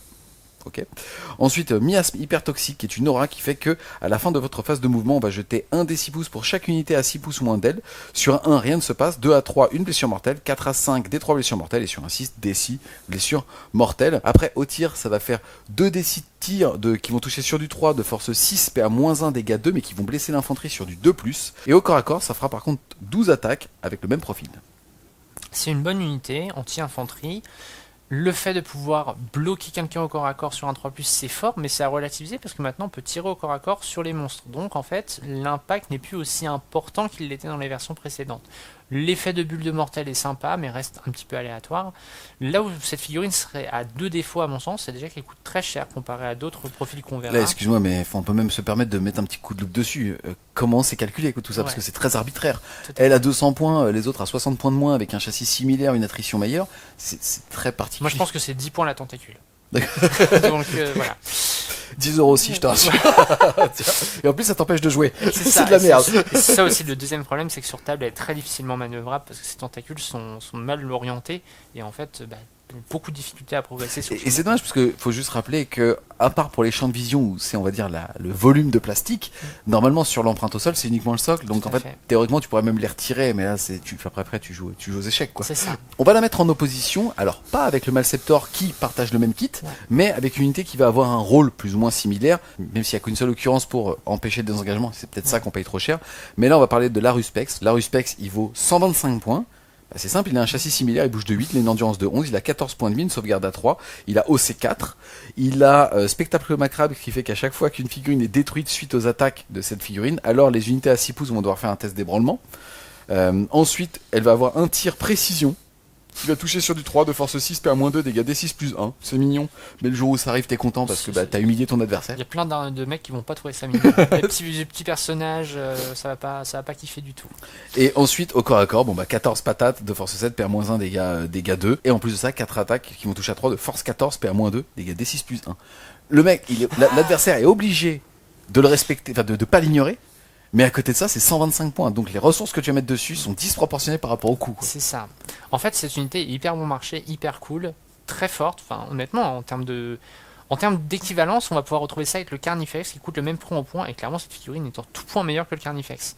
Mais voilà, c'est là, c'était pour exposer en fait la différence entre le Toxicrane à 200 points, celui-ci à 125. C'est quand même quasiment 2 fois moins cher. Et il est franchement 2 fois meilleur en termes de létalité. Donc c'est assez surprenant. Et je ne sais pas du tout comment Game Workshop a calculé ses coûts en points à ce niveau-là. Yes, truc tout bête, alors on en reparlera tout à l'heure quand on aura vu tous les datasheets. En général, qu'est-ce qui se passe? Tu mets 1, 2 comme ça, parce qu'en fait tu ne peux pas avoir qu'un seul mal. C'est le paradoxe, c'est que d'un côté quand tu joues Tyrannide, si tu joues des monstres, tu t'exposes aux objectifs secondaires qui sont assassinat et abattre-les, qu'on a vu tout à l'heure. Mais à côté de ça, si jamais tu n'as qu'un seul châssis de ce type, tous les anti-chars de ton adversaire qui ont une portée en général, on va dire de 36 pouces en moyenne aujourd'hui dans le jeu, vont avoir une cible facile. Donc tu es obligé de multiplier ce genre de menaces pour, entre guillemets, noyer ton adversaire et qu'il y ait quelque chose qui impacte. Comment est-ce que tu le joues lui ou à quoi tu l'associes? Alors en fait, en tyrannie, la bonne question à se poser, c'est jusqu'à où je mets le curseur des monstres. Soit je suis sans respect, je joue 25 points de monstres, et de toute façon tu le prendras, mais j'espère que tu ne les tueras pas tous et que je vais gagner. Ça c'est une option. L'autre option, c'est de te dire je me limite à 15-16 points de véhicules et de monstres. Comme ça, mon adversaire peut le prendre, mais il faut aussi qu'il me tue des grosses pistes. Donc c'est quand même 5 gros monstres, c'est voilà. Pas mal. Moi je pense que le curseur il est plutôt là, il faut essayer de jouer un peu de tout aussi parce qu'on va voir les tables, les layouts, les décors vont peut-être potentiellement être assez compliqués. Imaginez que les layouts s'organisent de fait qu'il faille passer derrière des ruines pour accéder à des objectifs, avoir que des monstres, c'est une flexibilité qui est vachement dépendant des move blocks et de ce genre de choses. Donc à mon avis il y a un vrai équilibrage à trouver, mais en tout cas préunitairement cette figurine est excellente. Moi je l'aime beaucoup. Je pense qu'il est complètement jouable. Il a jamais été aussi jouable, je pense, donc c'est vraiment une très très bonne chose à ce niveau-là pour cette figurine. Yes, on va changer de gabarit, on va passer du côté du Lictor, qui lui vaut 75 points, il bouge de 8, il a 6 d'endurance, il a une sauvegarde à 4 et une invulnérable à 5, il a 6 points de vie, OC1. C'est normal, il va surtout en fait avoir la vrille sensitive qui fait que s'il détruit un personnage, il gagne un petit PC. Et aussi traînée de phéromones qui fait qu'une fois par round de bataille, vous pouvez cibler une figurine ayant cette aptitude et que le stratagème arrive précipité. C'est-à-dire qu'en fait, en gros, vous allez pouvoir le faire arriver gratuitement à la fin de la phase de mouvement du tour adverse. Or, il est sur un socle de 40, donc il est complètement cachable, je sais pas comment est-ce qu'on pourrait dire ça. Franchement, c'est chouette. C'est aussi un excellent scoreur parce qu'il va avoir le mot-clé agent solitaire, donc on ne peut lui tirer dessus que si on a moins de 12 pouces. Ouais. Et si on y est, en plus ça, il a infiltration et discrétion. Il parle beaucoup, il change de sujet, mais il a besoin pour être touché, quoi. On parlait tout à l'heure de ressources de scoring offensive avec les gargouilles. Là, on est clairement dans une ressource de scoring que j'appelle moi défensive. C'est-à-dire que vous avez plein d'options. L'option de le mettre sur votre objectif chez vous, il n'est pas ciblable, parce que plus de 12 pas, vous pouvez pas lui tirer dessus. Par contre, attention, il n'est pas synapse, donc il faudra laisser un synapse à côté, parce que sinon, Battle Shock sur lui, pouf, vous perdez votre objectif. Donc attention, mais là où il est excessivement fort, c'est que vous le mettez en réserve stratégique. Tour adverse, vous faites arriver par les bords du champ de bataille à 9 pas de l'adversaire. À plus de 12, vous faites le mieux, comme ça vous n'êtes pas ciblable, pas chargeable, et au tour d'après, vous faites ce que vous voulez. Typiquement, c'est une possibilité de les voler un objet gratos, c'est-à-dire que l'adversaire n'a pas anticipé, il laisse un objectif, vous arrivez dessus, à plus de 12 pas, l'objectif est vous, marquez 5 points de primaire potentiellement au tour d'après. C'est une vertu tactique qui est extrêmement forte. En plus, au corps à corps, le mec a fight first, donc potentiellement vous pouvez aussi le déployer en infiltration au début de la partie. Certains match-ups, ça a l'air très complexe. C'est hyper compliqué à gérer, et puis le mec, il arrive dans une unité qui a un perso, il a précision, force 6 à moins 2, dégâts 2, touche à 2, donc en fait en stat, vous touchez à 100%. Avec les 6 exploses. Et donc en fait, typiquement, vous allez one-shot les persos, et après, non seulement vous avez loqué l'unité, mais en plus, vous récupérez un PC. Ce que j'ai dire, c'est que t'oublieras pas le PC sur Manette. C'est tout bénef. Franchement, cette unité, elle est extrêmement forte. Après, voilà, c'est toujours là les choix. On se dit, mais il faut en jouer 3. Ouais, mais 3, 225 points, 3 figurines au C1. Et là, on se pose vraiment des vraies questions aussi. Le petit Lictor, on va le mettre en opposition avec la mort subite. Alors Game Workshop a déjà annoncé que la figurine encore heureuse sera refaite, parce que là on est sur de la fine cast. Par contre, en l'état, on est à 80 points. Donc on est plus cher. On va avoir combat en premier, infiltrateur, aventure solitaire et discrétion. Lui aussi il aime beaucoup parler, il change de sujet, tout ça. Il va surtout avoir le fait de vrille sensitive tout comme l'autre, c'est-à-dire quand il tue un personnage, il va gagner un PC. Ensuite, il va avoir l'aptitude peur de l'invisible, puisque il a un fluff sur il est après moi. C'était ça le nom de la règle, je crois, de mémoire. Elle est après moi. Qui fait que tant qu'une unité ennemie est à 6 pouces ou moins de cette figurine, dégradée de 1 la caractéristique de commandement des figurines de l'unité, et de plus, à l'étape d'ébranlement, l'unité devra faire un test d'ébranlement, pas si elle est en dessous de ses effectifs, pas si elle est à la moitié de ses effectifs, mais seulement si elle est en dessous de ses effectifs. Après, en termes d'attaque, c'est exactement le même profil, donc 6 attaques, ils vont toucher à 2 de force 7, PA-2, dégâts 2, et par contre, petit invulnérable à 4. C'est une bonne figurine. Alors moi je trouve que l'intérêt du Victor, c'est vraiment cette arrivée pendant le tour adverse qui est gratuite, donc là on paye un PC de plus pour faire ça. Et surtout, c'est un caractère, donc là aussi, il a des facultés très cool, mais c'est un personnage, donc potentiellement, ça aussi incrémente ce que vous avez donné potentiellement à votre adversaire sur Assassinat. Je préfère quand même le Lictor de base, parce que ses capacités me paraissent aller dans le bon sens au niveau du scoring, là où lui, on va avoir des capacités d'ébranlement, de choses comme ça accrues, mais est-ce que ça vaut vraiment le prendre de risque de donner Assassinat trop facilement à son adversaire? Je suis pas sûr. Donc voilà, de toute façon je pense que sa datasheet sera refaite quand il sortira avec la nouvelle figurine. Yes, on change de nouveau de gabarit, on va retourner cette fois-ci sur les gros kits, on va parler du Malceptor. Le Malceptor, il vaut 165 points, il a une endurance de 11, une sauvegarde à 3, une invulnérable à 4, parce que pour le coup, c'est un cerveau, c'est une créature psychique, il a 14 points de vie et il est au C4. Derrière, il va avoir la diffusion encéphalique qui est une aura qui fait que tant qu'une unité ennemie est à 6 pouces ou moins de lui, alors on va faire moins 1 au jet de touche. Et si l'unité est en dessous de son demi-effectif, on soustraira aussi 1 sur les jets de blessure. Derrière, à l'époque, il pouvait faire justement une espèce de bombe psychique. Maintenant, c'est donc un tir à portée 18 qui va faire D6 plus 3 tirs de force 10, perd moins 2 dégâts 3 et qui va toucher sur du 3, mais qui sera déflagration, on rappelle, par tranche de 5 figurines. Donc dès la première tranche, c'est un petit tir bonus. Potentiellement, vous tirez sur 5 Space Marine, vous faites D6 plus 4. C'est surtout 165 points, je trouve que t'es pile poil au palier où tu le sens quand même dans ta liste, et à côté de ça, son impact, à part le fait que c'est une enclume, oui. C'est compliqué. En gros, cette figurine va être mise en opposition avec le Lexocrine, qui a un profil un petit peu similaire, qui va être du tir, alors que celui-là c'est du tir psychique, mais avec une force un peu plus élevée. La capacité aussi, l'Exocrine va rester derrière, lui va avoir tendance à avancer et potentiellement attraper des figurines dans son aura de 6 pas, qui va à la fois leur enlever un à la touche et un à la blesse. Donc là, le nerf est hyper violent, parce qu'effectivement, aller tuer cette figurine au close quand on a un -1 à la blesse, Endurance moins 1 à la blesse, c'est vraiment pas drôle. En plus qu'on a une invue, bon, ça devient pénible, donc cette figurine est vraiment cool, à opposer finalement à l'exocrine. L'exocrine est un peu moins cher, donc intéressant je trouve d'avoir ces deux profils un petit peu différents, et surtout là un accès à la force 10 qui commence à être un palier intéressant pour sortir les rhinos, ce genre de choses. On va enchaîner ensuite avec l'exocrine. L'exocrine déjà elle va avoir un ciblage symbiotique qui fait qu'à votre phase de tir, à partir du moment où on a été touché par l'exocrine au tir, alors l'intégralité des tyrannides vont pouvoir relancer les jets de touche de 1 contre la même cible. Ça fonctionne jusqu'à la fin de la phase, donc ça sera qu'au tir par contre. Derrière, en termes d'attrition, on va avoir une arme qui va avoir une portée de 36, là où tout à l'heure c'était 18, et faire D3 plus 3 à déflagration, même règle, cette fois-ci on est lourd, donc si on ne bouge pas on va avoir plus 1 pour toucher, de force 8, PA moins 3, dégâts 3, par contre on n'a plus de sauvegarde invulnérable. Tout à fait. Alors, l'exocrine est moins chère, 135 points. Elle tire plus loin. Elle a une PA également PA-3. C'est quand même très agréable d'avoir une PA-3, surtout sur du dégât 3, parce que ça l'oriente vers du châssis Marines. Ce que j'aime beaucoup avec l'exocrine, c'est que quand vous allez cibler sur une Death Star adverse, vous allez aussi synergiser tous vos autres tirs en relançant les jets de touche de 1. Et ça, c'est quand même très fort. Rappelez-vous, les 6 à la touche explose, les 6 à la touche blesse auto, c'est des choses qui marchent au tir également. Donc en fait, quand vous touchez à 2+, reroll les 1, avec le reste de votre armée, et en plus les 6 explosent, vous touchez quasiment comme du lance-flamme. Donc c'est quand même un buff qui est extrêmement important. L'exocrine me plaît beaucoup, elle est assez bon marché en plus, donc c'est une très très bonne datasheet. On enchaîne ensuite avec une unité iconique en termes de synergie chez les tyrannides qui est le Vénanthrope. Les Vénanthropes, c'est une unité qui vont se jouer par 3 ou 6. On est à 70 points par tranche de 3 figurines. Bon, inutile de parler du châssis, on va juste retenir qu'ils sont OC1. Par contre, ils vont avoir discrétion et aussi nuage infect, qui fait que tant qu'une unité tyrannide amie est à 6 pouces moins de cette unité, alors au regard des tirs, elle va avoir le bénéfice du couvert, c'est-à-dire plus 1 à la sauvegarde. Et tant qu'une unité tyrannide amie est à 6 pouces ou moins de l'unité, alors elle va avoir aussi l'aptitude discrétion, donc moins 1 pour être touchée. Alors là, c'est intéressant parce que avant, quand les unités ignoraient le cover, elles ignoraient tout. Là, vous avez toujours les doubles effets. Et puis 70 points pour à la fois moins 1 touche plus un save. Ça marche pas sur les monstres, mais oui. Ça marche pas sur les monstres, mais en tout cas sur les monstres, ils auront le couvert potentiellement. Donc des monstres à 3+, qui passent virtuellement en ignore PA-1, c'est quand même très sexy. Le moins 1 touche est quand même très sympa aussi sur tout ce qui va être guerrier, qui ont des bonnes endurances. C'est une très bonne unité. En plus, c'est typiquement l'unité, une fois que vous avez avancé, elle vient se poser sur un objet en protection.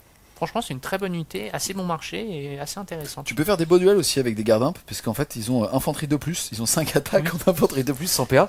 Un beau duel de gogol. Ensuite, on va voir les bondisseurs de Von Ryan. Ils sont jouables de 3 à 6 par tranche de 75 points, les 3 figurines. Derrière, on va pouvoir bouger donc de 10, endurance 5, sauvegarde à 4, 3 points de vie, au C1, bien évidemment. Ils vont avoir une sauvegarde invulnérable à 6, et ils vont avoir le grand bond qui fait que vous pouvez cibler cette unité avec le stratagème intervention héroïque pour 0 PC. Et vous pouvez même le faire si vous avez déjà utilisé le stratagème à cette phase. Derrière, c'est 6 attaques par bonhomme, donc 18 attaques qui vont toucher à 3 de force 5, PA-1, dégâts 1, sans aptitude. Alors, cette unité est pareil, c'est plutôt une unité de scoring, parce qu'en fait, la létalité, il y a des unités très similaires, je pense notamment aux Raveners, qui vont faire à peu près la même chose en mieux. Eux, leur gros avantage, c'est qu'ils ont l'infiltration et le fight first. Donc ça veut dire que vous pouvez les placer en avant de votre dispositif, et si l'adversaire vient, vous taperez avant. Par contre, vous taperez avant, 18 attaques pour une squad de 3, sur du 3+, force 5, PA-1, ça va balayer un petit peu la masse, il ne faudra pas s'attendre à perforer du Terminator avec ça. Donc, c'est une unité qui est intéressante, mais je pense plus sur le volet scoring, rapidité d'action pour du Maelstrom, ce genre de choses. On va les mettre en opposition avec les rôdeurs, une unité aussi historique des tyrannides. On est au même coup en points, 75 points les 3, donc 150 points les 6. On a globalement la même mobilité. En termes de tanking, on n'a pas l'invulnérable, mais on a la mort vient du dessous qui fait qu'à la fin du tour adverse, si cette unité n'est à portée d'engagement de personne, elle peut retourner en renfort stratégique. Et aussi en termes d'attrition, on passe de 5 à 7 attaques qui vont toujours toucher sur du 3, toujours force 5, PA-1, dégâts 1, mais jumelées, donc relance les blessures. Et aussi, eux, ils ont des armes de tir qui, au regard des actions, changent tout. Puisque quand on a fini justement de tuer ou de manger, derrière, les autres sont complètement inutiles. C'est ça. En fait, l'unité est vraiment beaucoup plus impactante que les lictors de Von Ryan, tout simplement parce qu'ils ont déjà une attaque de plus et surtout une intégrée reroll des blessures. Et ça change beaucoup de choses. Ils ont également des armes de tir, ce qui permet en plus de saturer encore plus la masse. Donc on est vraiment sur 10 attaques complètes entre le tir et le corps à corps de cette unité. C'est quand même très très agréable. Et c'est une unité qui a un mouvement de 10 et qui, une fois qu'elle a tué quelque chose, si l'adversaire ne les gère pas instantanément, peut repartir en réserve pour potentiellement refaire du scoring derrière, remenacer avec Rapid Increase, ce genre de choses. C'est une unité qui a vraiment une vertu stratégique et létale importante, donc je les aime beaucoup, les Raveners. En châssis un peu similaire, on en a beaucoup parlé tout à l'heure, on va avoir aussi les Stealers. Là, on bouge de 8, endurance 4, sauvegarde A5, qui est aussi une invulnérable A5. 2 points de vie par tête de pipe, commandement de 7, OC1. Derrière, on va avoir 4 attaques qui vont toucher à 2, de force 4, PA-2, dégâts 1. Ils vont avoir éclaireur 8 pouces, on en a déjà un petit peu parlé tout à l'heure, justement de cette faille aussi de seulement 8 pouces qui fait que tu es sur de la charge à minimum 8 si tu vas tout droit en ligne droite. Et derrière, prédateur d'avant-grade, à chaque attaque de blessure d'une unité ennemie, relancer tout jet de blessure de 1, et si la cible est à portée d'un pion objectif, c'est full reroll des blessures. Alors c'est une unité qui cumule pour moi tous les avantages, c'est-à-dire un mouvement 8 qui est correct, une invulnérable, une CC à 2+, 2 PV. et 2 PV, et une PA-2. Et une reroll des blesses sur les objectifs. Honnêtement, c'est très bon. Pour 90 points les 5, c'est une très bonne unité de chasse. C'est vraiment parfait. Je pense qu'il n'y a personne qui gagne la comparaison. Maintenant, c'est une unité qui ne fait que ça. Il n'y a pas de vertu tactique de retour en réserve, d'infiltration, de fight first. Donc voilà. C'est en ça qu'ils sont mis en opposition avec les autres unités. Ils sont plus chers également. Mais eux, ils sont un peu all-inclusive, c'est-à-dire qu'ils font vraiment très bien tout. C'est vraiment l'unité standard de corps à corps qui fait tout très bien, de manière autonome, donc c'est une bonne unité. C'est aussi une des rares unités non synapse qui a un commandement de 7, donc même si une chance sur 2 c'est pas ouf, c'est quand même à noter parce que ça reste une chance sur 2 et pas moins d'une chance sur 2, donc en ça ils sont quand même plutôt très très bien. Ensuite, on va découvrir ensemble les Nuées de Vorace. On est par socle de 3 figurines, c'est un essaim, donc 3 figurines, 35 points, 70 points les 6. On est à 4 points de vie. Le socle quand même, bon, endurance 2, calmons-nous, mouvement de 6, sauvegarde à 6, derrière commandement à 8, OC 0, donc clairement ils sont pas là pour prendre un objectif. Derrière ils vont avoir l'aptitude hors chitineuse, ce qui fait que tant qu'une unité ennemie est à portée d'engagement de cette unité, on divise par 2 par contre leur contrôle d'objectif. Donc la règle est excellente. Maintenant, est-ce que même si c'est n'est que 35 points, est-ce que tu as 35 points pour une unité OC0 avec une synergie difficile à mettre en place? Par contre, il peut faire des petites actions ou des cartes. Alors, plusieurs aspects à cette unité. Le premier, c'est qu'ils peuvent FEP naturellement, donc ils sont assez intéressants pour faire des actions type behind enemy line, des actions de scénario, s'il peut faire des actions dans des coins de table, au centre de table. Bon, l'adversaire s'y est pas mis, hop, je m'y mets. Pourquoi pas? Ils ont 4 PV, donc c'est bien pour casser les occurrences de dégâts 3. C'est aussi très bien sur les dégâts 2, parce que du coup, avec le fin open, on peut casser le séquençage. Donc c'est une bonne unité, finalement, assez curieusement résistante pour ce que c'est. La synergie de dire je vais sur un objet, mon adversaire me charge, je divise par 2, il y a quand même de grandes chances qu'il les saute et qu'il soit plus affecté par la règle. Pour moi, c'est vraiment une unité qui va coûter que 35 points, donc potentiellement pour finir une liste. Ça va vous permettre de mettre une unité pas chère pour finir la liste. Donc en ça, c'est plutôt bien. C'est une unité de scoring. N'attendez rien d'elle à part faire du scoring. Mais en ça, c'est plutôt bien d'avoir des unités qui font ce genre de choses pour pas très cher. Yes, on va complètement changer de registre. On va passer au Moloch. Le Moloch, il est à 145 points. Il a un beau châssis, mouvement de 10, endurance 10, sauvegarde A3, 14 points de vie, OC4. Derrière, il va avoir frappe en profondeur et terreur des profondeurs, puisque à chaque fois qu'il est placé, on va jeter un dé pour chaque unité qui est à 12 pouces ou moins de lui. Sur un 1, rien ne se place. De 2 à 4, elle prendra des 3, et sur un 5, elle prendra 3 blessures mortelles et devra faire un test d'ébranlement. Ensuite, au corps à corps, elle va faire une attaque de force 5, sans PA, dégâts 3, et 16 attaques sur du 3+, de force 8, PA-2, dégâts 1. Alors là maintenant, elle a quand même beaucoup d'attaques de saturation qui vont bien marcher sur la masse, curieusement, quand vous allez charger des boys, des gardes impériaux, des Genestealers, enfin ce genre de choses, ça va taper quand même assez correctement. Son aptitude à faire des mortels, je suis un petit peu dubitatif, j'ai peur que ce soit pas très impactant, ou en tout cas que ça ne permette pas de générer un plan de jeu. Par contre, c'est toujours intéressant d'avoir cette figurine qui va FEP dans un coin de table pour pouvoir générer des secondaires, des choses comme ça. Si on n'a pas envie de payer que 35 points pour des Reapers qui ne servent à rien après, là au moins on a quand même quelque chose d'assez impactant, qui a un impact, et rien ne vous empêche de tenter votre truc et de charger après. Si jamais ça passe, vous balancez quand même un certain nombre d'attaques. Le Moloch est très correct, je trouve, dans cette version. Yes, on va rappeler qu'il est OC4, donc ça veut dire typiquement qu'il est capable, et ça va être ma transition avec la prochaine entrée, d'aller voler un objectif à un rhino par exemple. Tout à fait. Ce que je disais sur le fait de peut-être se mettre d'un côté favorable, on va faire plein de mortels, et charger de l'autre côté, si la charge à 9 elle passe, c'est bonus. Là, on va maintenant peut-être le mettre en comparaison avec le Trigon. Le Trigon, il vaut 180 points, donc il est quand même assez cher. Maintenant, il a un châssis qui est tout aussi beau, et il a surtout la règle galerie souterraine qui fait que lui, il peut être mis en frappe en profondeur, mais il peut choisir d'arriver à plus de 3 pouces de l'ennemi. Si il est mis à plus de 9, alors il pourra tenter une charge. S'il est mis à plus de 3, alors il ne pourra pas tenter de charge. Mais quand tu es OC4 et que de façon complètement gratuite, surtout au tour 3 et ainsi de suite, tu peux dire tout simplement, bah tu sais quoi, je mets à 3 pouces de ton rhino chez toi et je te reprends l'objectif primaire, c'est fort, c'est 180 points, mais c'est fort. Après c'est 6 tirs de force 5, 100 PA, dégâts 1, et 12 attaques de force 9, PA-2, dégâts flat 3. Donc en fait, une chose à prendre en compte là-dessus, c'est que ça pourrait être très tentant de se dire, j'arrive à 3 pas, mon prince, pouf, toi 0 CP, pouf, intervention héroïque au lieu des 2 PC, et je te défonce ton bonhomme gratos. C'est-à-dire que j'arrive à 3 pas de tes unités, tu voulais me charger, pouf, ça ne marche pas. Pourquoi ? Parce que pour être éligible à ce stratagème d'intervention héroïque, il faut être éligible soi-même à la charge. Ce qui n'est pas le cas quand vous arrivez à moins de 3 pas. Donc attention, le tricks ne marche pas. Ça aurait été très fort. Donc voilà, attention à ça. C'est vraiment une unité qui va, en général, à mon avis, plutôt faible, hors dehors de portée de charge, ou alors de charge relativement peu menaçante, pour ensuite impacter au tour suivant. Donc en ça, c'est plutôt pas mal qu'elle ait cette faculté-là. Yes. Ensuite, on va avoir le sport mucolide. Le sport mucolide, on va pouvoir le jouer soit tout seul à 45 points, soit à 2 à 90 points. On est sur une figurine qui va bouger de 4, qui va avoir une endurance de 4, 3 points de vie, au C0. En tout cas, derrière, elle va empêcher les unités ennemies de faire des mouvements de type Advance à 6 pouces autour d'elle, donc à 12 pouces de diamètre. Et ensuite, elle va avoir la mort flottante, puisque à chaque fois qu'une unité ennemie finit un mouvement de n'importe quel type à 3 pouces ou moins d'elle, on va jeter un dé. De 2 à 5, l'unité ennemie prendra D3 blessures mortelles, et sur un 6, elle prendra D6 blessures mortelles, et l'unité sera retirée. Alors, cette unité, moi, je suis pas fan, parce que je trouve qu'elle est chère pour ce qu'elle fait. Maintenant, vous jouez contre un Nika, ou des unités qui ont tendance à vouloir advance ses charges, et en fait la personne ne peut juste pas advance ses charges dans le couloir dans lequel vous l'avez mise, tout simplement, parce qu'il devra faire le tour, et en fait bien souvent l'advance sera rendue un petit peu inopérante.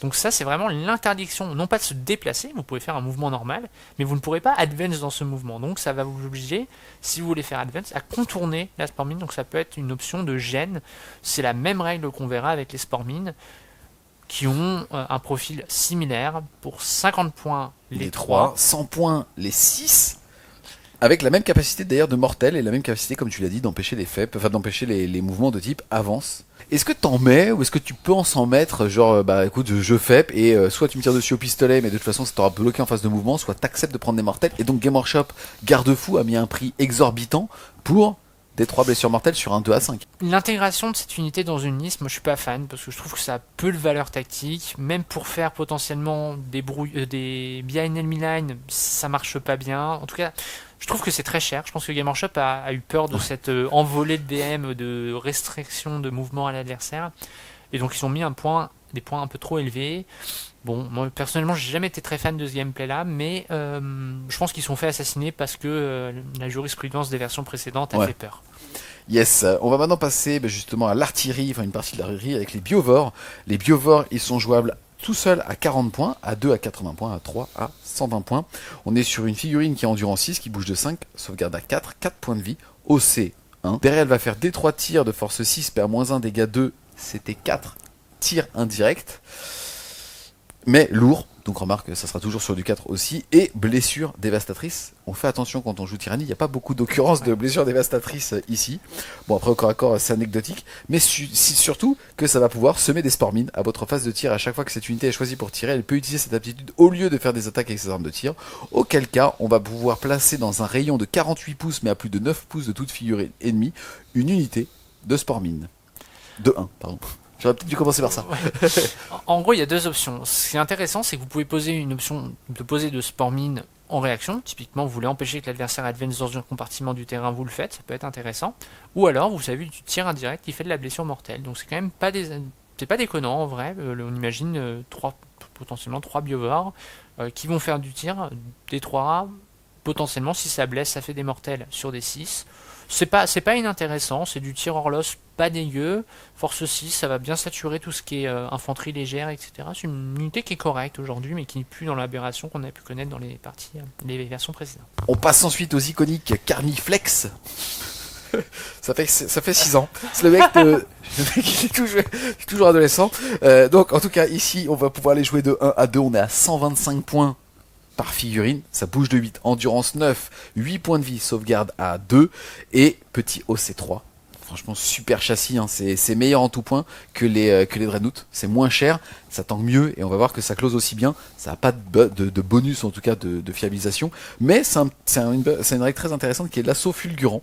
Je sais pas si ça porte bien son nom. Le fait est que à chaque fois qu'on tire sur une unité de Carniflex, si celle-ci a perdu au moins un PV, alors on va jeter un D6 en ajoutant 2 et on pourra utiliser cette valeur pour aller directement dans la direction du tireur. Et ça nous autorise à rentrer à portée d'engagement. Par contre, restriction, on ne peut faire ce type de mouvement sur l'unité qu'une seule fois par phase. Encore, mais derrière, on peut les équiper au tir, on peut les équiper au close, on peut les équiper vraiment comme on veut. Est-ce que tu peux parler des différentes optiques, d'ailleurs par 1, par 2, avec, sans vieux borne? Est-ce que tu les joues eux avec du... Enfin, vas-y, parle-nous. En gros, on peut tout faire. On peut leur mettre du canon un peu anti-char, anti-élite, de l'hypersaturation, du full corps à corps, de l'hybride. Moi, je pense que le mieux, c'est soit complet corps à corps, parce qu'en fait, c'est une unité, on se rend compte, qui va vraiment porter son nom de distraction de Carniflex, parce que effectivement, vous bougez de 8 plus 1 D6, votre adversaire vous tire dessus, vous rebougez en gros d'une moyenne de 5, et après, au tour d'après, vous chargez, en fait. Et c'est ça qui est assez fort. Parce que c'est vraiment l'unité qui va tout droit. Et c'est ça qui me fait dire qu'on n'a pas spécialement envie de lui mettre une arme de tir. En plus, les armes de tir vont souvent derrière être blast, donc seront moins utilisables au corps à corps. Donc moi, la meilleure option, pour moi, c'est pince broyeuse et les griffes. Comme ça, vous faites 4 attaques de force 12, PA-3, dégâts des 6 plus 1, plus 2 attaques de force 8, PA-2, dégâts 3. Donc c'est quand même hyper sexy. Ou alors, il y a l'option 8 attaques de griffes, PA-2, dégâts 3, donc c'est aussi intéressant. D'expérience, le volume d'attaque justifie ou en tout cas compense le CC4? Alors, c'est là que j'y viens, c'est qu'en fait, cette unité de 2 Carniflex, vous avez absolument envie de la mettre avec un vieux board qui va donner une entière reroll des touches. Et c'est extrêmement fort parce que du coup, quand vous relancez toutes les touches, vous avez aussi plus de chances de faire des extra attaques ou des blessures auto via l'adaptation quand vous avez pris sur votre armée. Donc c'est quand même une unité qui combatte très bien. Par contre, on est aux alentours de 400 points. On est à 300, un petit peu moins de 400 points, tout à fait. Donc c'est quand même un choix. Et aussi 6 points de monstre. Donc là aussi, c'est un vrai choix. Mais en tout cas, c'est complètement envisageable. Typiquement, là, le pack, en plus derrière, il y a le vieux board qui close aussi très fort. On a vraiment une unité d'impact de bourrin. On rentre tout droit devant. Ça peut être très marrant à jouer. Là où c'est peut-être un petit peu dangereux, c'est effectivement c'est des gros socles maintenant, les Carniflex. Donc on peut avoir un peu de difficulté à les faire vraiment s'épanouir sur la table. Donc en ça, ils sont quand même très chouettes. Je pense que si on préfère l'option Carniflex unique, on se dirigera plutôt vers le Screamer Killer. Pareil aussi, si on veut chercher une catégorie un petit peu plus hybride, puisque Oui. pour le coup, le tueur hurleur, il est à 180 points, donc il est quand même beaucoup plus cher. Ouais. Maintenant, il va faire à 18 pouces de portée, D6 plus 3 tirs, qui vont toucher à 4 de force 8, PA-2 dégâts 1, et au corps à corps 10 patates de force 10, PA-2 dégâts flat 3. Et en plus de ça, après qu'il ait touché au tir, il va pouvoir faire un test d'ébranlement sur une unité ennemie et elle va avoir -1 pour le faire. Donc on voit venir j'ai 2 unités de close, je tire sur une pour éviter qu'elle puisse utiliser le stratagème d'interruption et la deuxième va charger et taper en premier.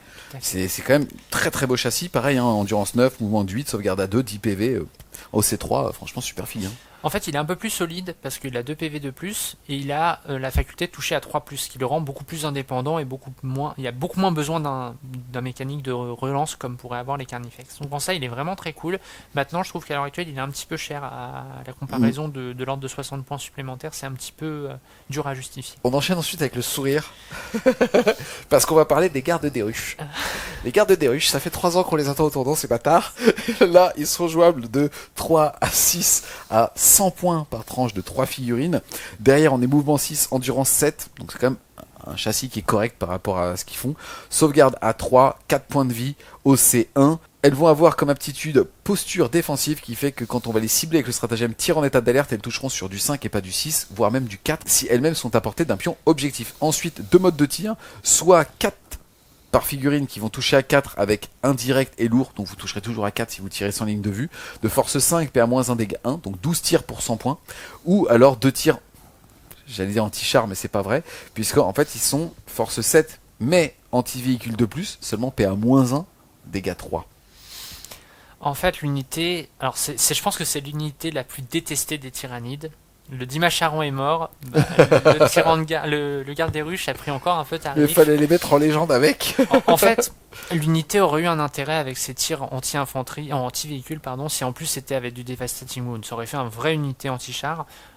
Là, on est clairement au problème avec le -1 PA qui est trop léger pour rentabiliser le dégât. Yes. Et dans la Et dans le volet en Orlos, on est sur un impact trop léger, même sur Yes. des unités faibles. En Donc fait, c'est- ce qu'il faut noter, c'est que si on commence à faire des stats, vous allez donc faire 12 tirs à 3 sans ligne de vue. Vous êtes donc à 6 touches. Derrière, vous êtes force 5. Vous allez blesser soit l'infanterie à 3, soit à 4. Ça dépend de l'infanterie que vous allez cibler. Donc globalement, vous allez faire 2 dômes. Vous êtes dégâts 1.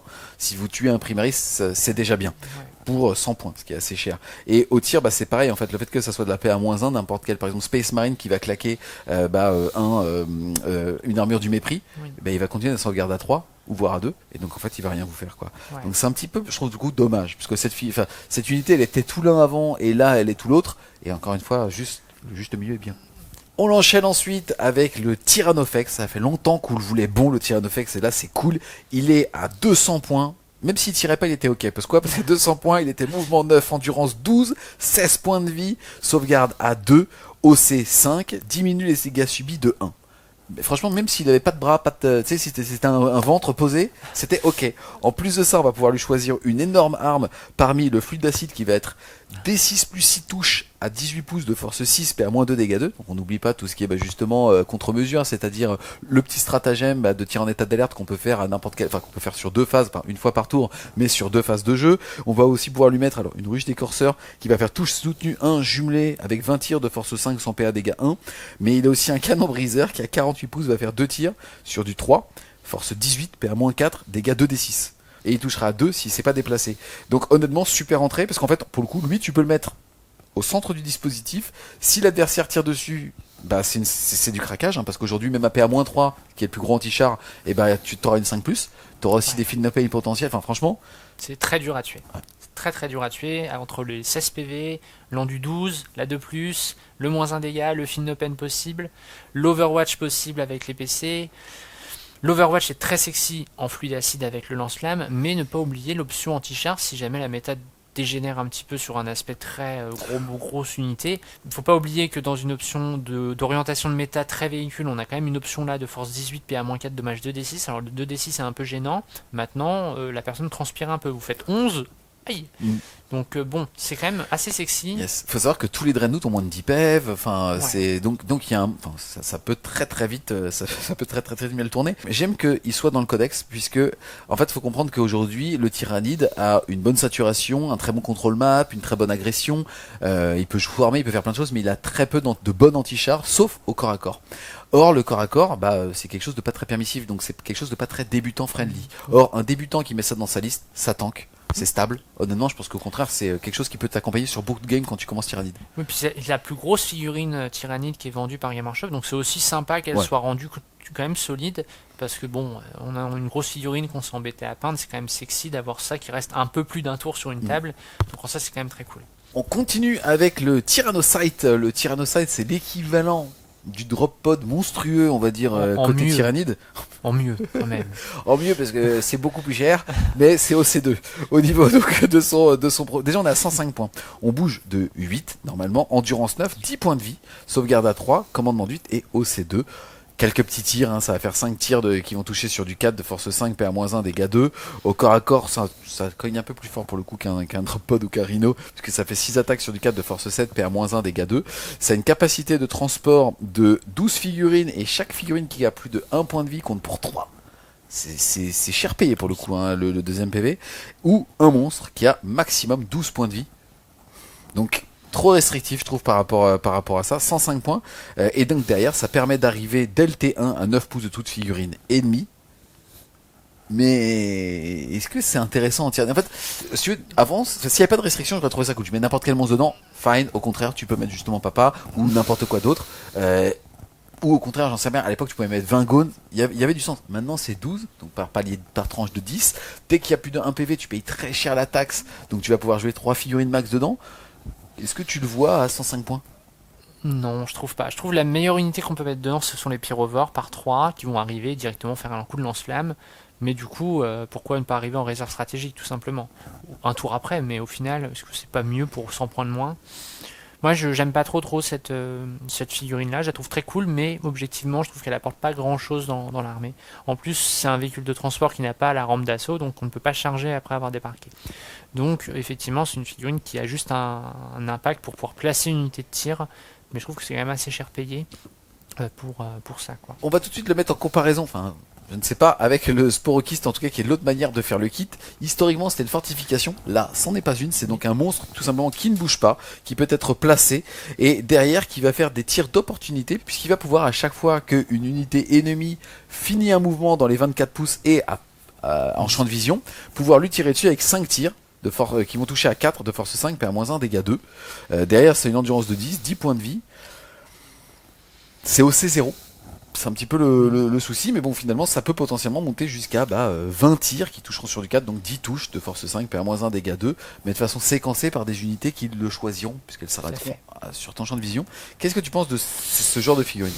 Je pense que c'est pas structurant dans une armée, donc à mon avis, dans une armée en demi-point compétitive, à chaque fois on va se poser la question de est-ce qu'on peut pas faire mieux, et je pense qu'à chaque fois on trouvera mieux que ça à jouer. Maintenant, pour des parties un peu scénarisées, où en gros le monde commence à être un petit peu corrompu par les tyrannides, mettre ça un peu partout dans sa zone de déploiement, ça peut être assez marrant, et en tout cas visuellement ça peut avoir un côté très cinématographique, et ça c'est plutôt cool. Après, objectivement, faire des tirs sur le tour adverse en réaction, c'est jamais très mauvais, notamment on pense aux armées très fragiles comme les Drukhari par exemple qui voudraient venir vous charger. Bah effectivement là, s'il reste à portée et visible, vous risquez de lui montrer un petit peu, lui affaiblir ses unités avant. Donc, en fait, elle a une vertu tactique intéressante. Maintenant, je suis pas sûr qu'on la prendra en comparaison des autres. Yes, on va passer à une nouveauté qui est le psychophage, qui coûte 125 points. C'est une petite figurine qui bouge de 8, endurance 9, sauvegarde à 3, 10 points de vie, OC3, qui va faire des 6 touches de force 6, PA-1, dégâts 1, ignore cover, et au corps à corps qui va faire D6 plus 1 coup, qui va toucher à 3 de force 6, PA-1, dégâts 2, avec la capacité de surtout donner un insensible à la douleur à 6 à toutes les figurines tyrannides à 6 pouces ou moins de lui, et au corps à corps il va avoir un bonus de plus 1 à la touche si jamais il tape une unité qui a perdu au moins une figurine, et si une unité est à mi-effectif de son numéro de départ, alors elle aura aussi plus 1 pour blesser. Est-ce que tu t'en sers pour la bulle de Philopane, ou est-ce que finalement tu vas directement chez le Cardiflex? Alors, en vrai, il y a une vraie question, parce que l'unité est un Philopane à 5 intégré, et en plus anti-psycheur, donc là, anti-psycheur Devastating Wound, là, par le coup, Magnus se pointe pas, parce que là, c'est très vénère. Donc l'unité en soi a un intérêt. Maintenant, est-ce que l'adversaire va vous laisser impacter ces unités réellement qui vont vous générer votre combo? Je ne pense pas. Maintenant, c'est une unité qui est pas mauvaise intrinsèquement. Le fait qu'elle donne un Philopane à 6 autour, c'est quand même sexy. Maintenant, c'est rendu un petit peu caduque par la facilité qu'on a de mettre des Philopane à 5 un petit peu partout sur les activations importantes de l'adversaire. Donc je trouve qu'elle perd un peu en intérêt par rapport à ça. Maintenant, on peut imaginer que dans les petits formats, c'est une unité qui sera assez chiante à sortir. Et en ça, elle est plutôt cool. Donc je la trouve parfaitement jouable dans l'état, en tout cas dans des petits formats, je pense qu'elle est intéressante. Ensuite, on va avoir une vraie pépite, c'est les Barbes Gaunt, donc nouvelle unité de la boîte Léviathan. On va être à 50 points les 5, 100 points les 10, donc 10 points par tête de pipe. Limite même à 5, c'est extraordinaire parce qu'en fait, bon, outre le châssis qui est OC1, endurance 4, 2 PV, sauvegarde à 4 à limite, pourquoi pas, mais en fait surtout les biocanons qui vont avoir la règle déflagration et lourd, et qui vont donc chacune d'elles faire des 6 tirs qui vont toucher à 4, certes, force 5, PA 0, dégâts 1, mais surtout bombardement perturbateur à votre phase de tir. Si une unité ennemie a été touchée par une ou plusieurs armes, alors jusqu'à la fin du prochain tour adverse, on fera moins 2 au mouvement, moins 2 à l'advance et moins 2 à la charge. Les occurrences de moins 2 sur tout, même la charge, c'est très rare. Et puis pour 50 points, honnêtement, tu joues à 1950 toi en fait. Ouais, en fait cette unité est monstrueuse à deux aspects. La première déjà, c'est la vertu tactique de éviter un adversaire qui vous FEP charge. Bah vous lui dites tu vas FEP charge mais à moins 2. Donc déjà c'est moins drôle. Déjà c'est chargé en haut. Voilà, donc déjà ça c'est déjà à mon avis extrêmement important. La deuxième chose, c'est que c'est une unité qui a une sauvegarde à 4 de PV. Donc en fait à couvert à 3+. Et c'est quand même une unité qui est loin d'être déconnante à ce niveau-là, 2 PV, donc c'est quand même très solide. Et surtout, c'est une option anti-horde qu'on n'a pas dans le codex. C'est-à-dire que là, si demain la méta devient, je sais pas, au hasard, 120 cultistes de cornes qui ont une invue à 4, grâce à un beau à 5, voilà, et ben en fait vous jouez 30 machins comme ça vaut 300 points, vous faites disparaître l'armée en face beaucoup plus vite qu'avec n'importe quelle autre ressource de 300 points. En plus d'imposer un -2 à la mouvement, etc. C'est une unité qui blast des 6 tirs, force 5, pas de PA, dégâts 1. Donc en fait, ça va pulvériser l'infanterie légère. Enfin, l'unité à 50 points. Ah ouais, les grottes en sueur. Là, franchement, moi j'ai joué cette unité. En plus, la saturation de force 5 fait que vous faites même finalement sur du Terminator à la saturation, vous faites du dégât. je trouve que cette unité est franchement extraordinaire en termes juste de datasheet, elle marche toute seule. Vous rappelez-vous, on peut quand même tirer avec les exocrines pour avoir à la fois des bonus de relance des touches. Rappelez-vous toujours que quand vous tirez sur l'infanterie, ce qui est clairement sa cible, vous allez exploser sur les 6. Donc en fait, vous touchez pas eu à 3+, mais quasiment à 2+, en fait. Enfin, l'unité est vraiment extraordinaire, je trouve, en termes de synergie, elle me plaît beaucoup. Je trouve cette unité vraiment très intéressante. En plus, c'est trop belle. Enfin, pour le coup, ça c'est très subjectif, mais quand on les a vus, moi, c'est ceux qui m'ont plu, quoi. Moi non. C'est vrai. Putain, je les trouve trop stylés. En fait, c'est des gones qui ont évolué. Ouais, c'est ça, c'est l'évolution de Carapuce, quoi. On continue avec les pyrovores, parce que on a fait une unité récente, là on fait une unité Finecast dégueulasse. J'espère qu'ils seront refaits. Les pyrovores, ils sont jouables de 1 à 3 à 30 points. La figurine, donc s'il vous reste 30 points, vous pouvez le mettre, ou alors 90 points les 3. Globalement, ça bouge de 5, ça a une endurance de 6, sauvegarde à 3, 4 points de vie au C1. Derrière, ça va avoir l'aptitude projection brûlante qui fait qu'à votre phase de tir, une fois après que cette unité est tirée, on va pouvoir choisir une unité ennemie qui serait en train de s'enflammer. Alors, cette figurine va perdre les bénéfices du couvert. Donc autant vous dire que toute l'armée tyrannide va in your cover sur cette unité. Ensuite, au niveau justement de sa capacité d'attrition, on va être sur une arme qui va faire donc un lance-flamme de in your cover torrent à 12 pouces de force 6 jumelé PA-1 dégâts 1. 30 points très stable. Hein. J'aime beaucoup les pyrovores parce qu'on s'aperçoit aussi, on disait tout à l'heure que le tyrannide est une armée un petit peu polyvalente, on se rend compte que si on prend les unités de tir qui buffent la phase de tir, on a à la fois un in your cover, une reroll D1. Donc ça c'est quand même très cool pour pouvoir fiabiliser le reste des tirs. Donc ça c'est quand même intéressant. Le D6, force 6, PA-1 dégâts 1, jumelé, c'est quand même une énorme fiabilisation sur la blesse, donc c'est quand même très chouette, ça permet aussi d'aller commencer à faire un petit peu d'anti-char via la relance des blesses, donc c'est une bonne unité, franchement le pyrovore. Très bonne surprise.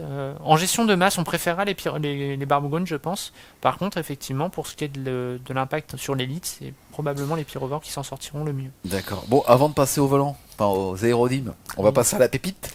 On va passer aux zoanthropes qui sont jouables de 3 à 6 figurines. On est à 90 points.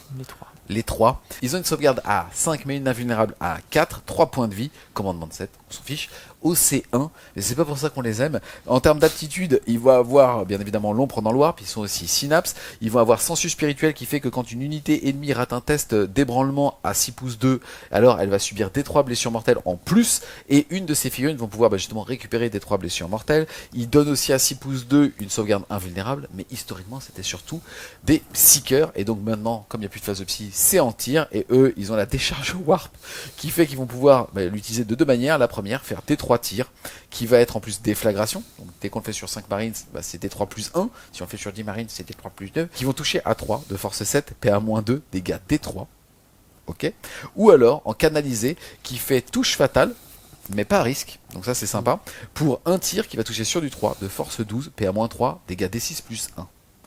Donc faut juste reprendre les choses dans leur contexte. Si vous en avez 6 pour 180 points, vous faites 6D3 plus 6 si vous tirez sur 5 Space Marines par exemple, qui vont toucher à 3, force 7, PA-2, dégâts D3. C'est quand même la violence. C'est la violence. Après, en fait, cette unité, alors sur le papier comme ça, elle est extraordinaire parce que 1 vue, synapse, donc ça génère aussi le champ d'aura pour les tests à 3D6, donc ça c'est bien. La létalité est honnêtement très vénère pour une unité type infanterie. Là où il faut relativiser ça, c'est que déjà c'est le seul vrai anti-char du codex, excepté le Tyrannofex, donc leur tir anti-char est vraiment l'anti-char du codex, donc s'il n'y avait pas ça, ça serait très compliqué de sortir des châssis endurance 10+. T'as raison, et sans compter aussi le coup en points, c'est-à-dire que là t'es à 180, ça veut dire que pour que tu sois stable, il t'en faut au moins 2, si jamais t'ajoutes le terni, putain, t'es quand même à 600 points pour l'anti-char, au bout d'un moment c'est normal que ça fonctionne. C'est un anti-char qui est assez stable, mais qui du coup est quand même limité. Là où l'anti-personnel est très fort, c'est dès que l'adversaire n'a pas de faculté de fin open sur les attaques psy. Parce qu'on va le voir aujourd'hui, le psy, c'est essentiellement un mot-clé de nerf, parce qu'il n'y a rien qui améliore votre tir avec le psy. Au contraire, c'est plutôt quelque chose qui va faire activer des règles contre. On le rappelle, dès que vous êtes dans l'Imperium, vous intégrez par exemple un magicien, exactement, un magicien. Dès que tu intègres Gandalf, dès que vous intégrez un librarian, justement un archiviste dans votre unité, en général elle a une invulnérable à 4 et une protection à 5 voire à 4 contre soit les blessures mortelles, soit le psy, qui sont les deux occurrences en tout cas en termes de wording qui existent aujourd'hui. Donc c'est vrai que ça peut vite... Donc là clairement, c'est une option qui va drastiquement réduire votre impact. C'est pour ça, je pense qu'ils ne sont pas trop chers. Parce que s'ils coûtaient genre 50 points, en fait, vous vous retrouvez contre ce type d'unité, vous me faites 0 dégâts, vous faites, bon, ok, c'est gentil, mais je vais prendre autre chose de plus stable. Là, on a quand même un coût correct. Alors, ça sera extrêmement fort si l'adversaire n'a pas ces mécaniques-là, mais au contraire, très nerfé si l'adversaire en possède. On va quitter cette pépite pour passer justement du côté des aérodimes. On rappelle que les aérodimes sont soit pas sur le champ de bataille parce qu'ils sont en renfort, soit s'ils disposent, et chez les tyrannides c'est le cas, du mot-clé stationnaire, alors ils peuvent directement être mis au moment du déploiement, mais devront rester en vol stationnaire, c'est-à-dire ne pourront leur bouger que de 20. Ici en l'occurrence, si on regarde le Virago des Ruches, il vaut 200 points, il a une endurance de 9, 12 points de vie, sauvegarde à 3. Derrière, il va pouvoir avoir plus un au jet de touche dès qu'il cible une unité qui a le mot-clé vol, et il va pouvoir faire 2d6 touches au corps à corps de force 6, PA-1, dégâts 1, 8 tirs de force 5 sans PA, dégâts 1, 4 tirs de force 7 sans PA, dégâts 2. C'est bizarre, c'est à la fois un chasseur de volants mais qui n'a pas tellement les ressources pour aller le sécher, et au corps à corps, il peut faire une patate de force 10, PA-3, dégâts D6 sur du 3, donc sur du 2 s'il charge un volant, et sinon ça sera 4 attaques sur du 3 s'il est sur un volant, force 7, PA-1, dégâts 2. Par rapport aux autres volants du jeu, c'est quand même relativement cher, 200 points. En fait, l'unité est très polyvalente parce qu'elle va très bien gérer les petites unités type Eldar qui sont cachées derrière des ruines grâce à sa mobilité. Parce qu'on rappelle, les volants ont un mouvement infini s'ils sont en l'air, donc vraiment vous passez n'importe où. Donc ça, faut le voir un peu comme de l'Orlos, du tir Orlos qui va prendre des positions pour pouvoir tirer sur les unités que vous voulez cibler. Il a également des vertus anti-char pour pouvoir détruire les véhicules. En plus, il a Devastating Wound sur les tentaclites qui fait qu'il peut quand même faire un peu de mortel. Maintenant, quand vous faites les statistiques, on est de l'ordre de 2 à 3 mortels, ce qui est quand même très faible. Donc, faut pas s'attendre à de la magie. Maintenant, c'est un truc qui fait un peu tout, moyen. Je trouve qu'à 200 points, on préfère un Tyrannofex. Ouais, parce que, bah oui, mais complètement. Bon, en fait, c'est argument. Et il est haut, c'est 0. En plus. Et on va terminer avec la harpie à 170 points. Même châssis globalement, elle va pouvoir tout simplement avoir un Kistaspormine qui fait que à chaque fois que cette figurine finit un mouvement normal, elle va pouvoir choisir une unité qu'elle aurait survolée et jeter 6 dés, et pour chaque 3+, ça sera une petite blessure mortelle. Donc voilà. Et si elle ne le fait pas, elle peut aussi choisir de mettre une Spormine à la place, à plus de 9 pouces de toute figurine ennemie et à plus de 6 pouces de tout champ de bataille, enfin bord de champ de bataille. Après, derrière, ça va être équipé de base avec un crash d'art pour faire 8 tirs de force 5 sans PA dégâts 1, des 3 tirs de force 9 PA-2 dégâts 3. Et si elle décide justement de ne pas faire ces gros tirs de force 9, elle pourra à la place faire D6 plus 1 tir qui touchera par contre sur du 2, force 7 PA-1 dégâts 2. En gros, les armes de tir sont un peu décevantes parce qu'on a divisé le nombre de tirs pour gagner une reroll des blesses, là où les armes sont quand même de force assez élevée, donc la reroll des blesses sur l'infanterie est pas forcément indispensable. J'aime pas trop son aspect tir, je trouvais vraiment trop aléatoire. L'aspect close, on n'en parle pas, c'est clairement pas là pour ça. La harpie a l'intérêt de pouvoir survoler les unités ennemies, faire 4 mortels stats, donc c'est quand même pas mauvais. Maintenant, c'est quand même cher payé, je trouve, pour ce que c'est comme châssis. En plus, au C0 comme l'autre, on est quand même dans quelque chose d'assez peu impactant, je trouve, pour le coup. Globalement, je trouve qu'ils ont un peu foiré les volants, enfin les aérodimes sur ce début d'édition, avoir un derrière, mais pareil, je pense que c'était frileux. En fait, justement, des abus qu'il y a pu avoir par le passé. C'est Tatas qui disait, en fait, les volants, c'est par effet de vague. Soit c'est pété, t'en joues 9, soit t'en joues aucun, parce que malheureusement, c'est trop nerf. C'est ça. On a fait le tour ici, justement, des stratagèmes, des améliorations, des datasheets, et on voit que c'est quand même le codex avec énormément d'entrées, c'est le codex de la polyvalence dans lequel tu peux rentrer quel que soit ton niveau de jeu, c'est très très cool. Maintenant, si on regarde, il sait très bien prendre la table avec beaucoup de PV s'il le souhaite. C'est, on va dire, une des armées qui va le plus aussi voler les objectifs avec les gargouilles, tout ce qui est gaunt, parce que OC2 est très très bonne projection. Petite doléance sur l'anti-char et le fait que ce qui va être anti-char est psychique. Oui, après, attention, on se rappelle que sur les armées très véhiculées, on a aussi la possibilité de faire des touches à 6 qui blessent son taux, et en fait sur la génération d'attaque c'est quand même assez fort, notamment avec le stratagème qui permet de le déclencher sur les 5 plus à la touche. Donc en fait l'anti-char peut venir de là aussi. C'est vrai que si on se dit qu'un tiers de ces gros tirs, c'est direct, puis en plus certains ont quand même une belle PA, donc c'est directement de la mortelle, indirectement.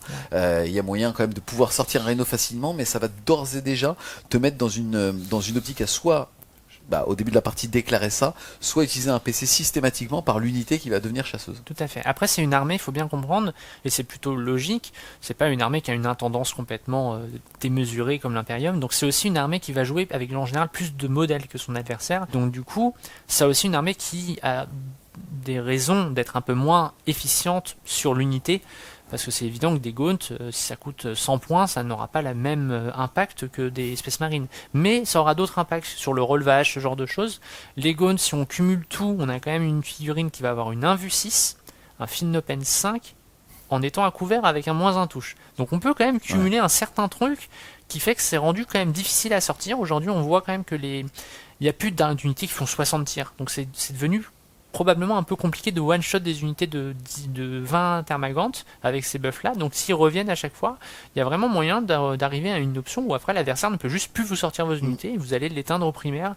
Donc ça peut être un gameplay, ou alors tout simplement vous jouez tellement d'unités que même si l'adversaire va réussir à tuer 1, 2, 3 monstres, il en restera toujours après pour enfoncer votre ligne. Donc ça peut quand même être une armée qui est sympa, on peut jouer de la masse, du monstre, du moyen.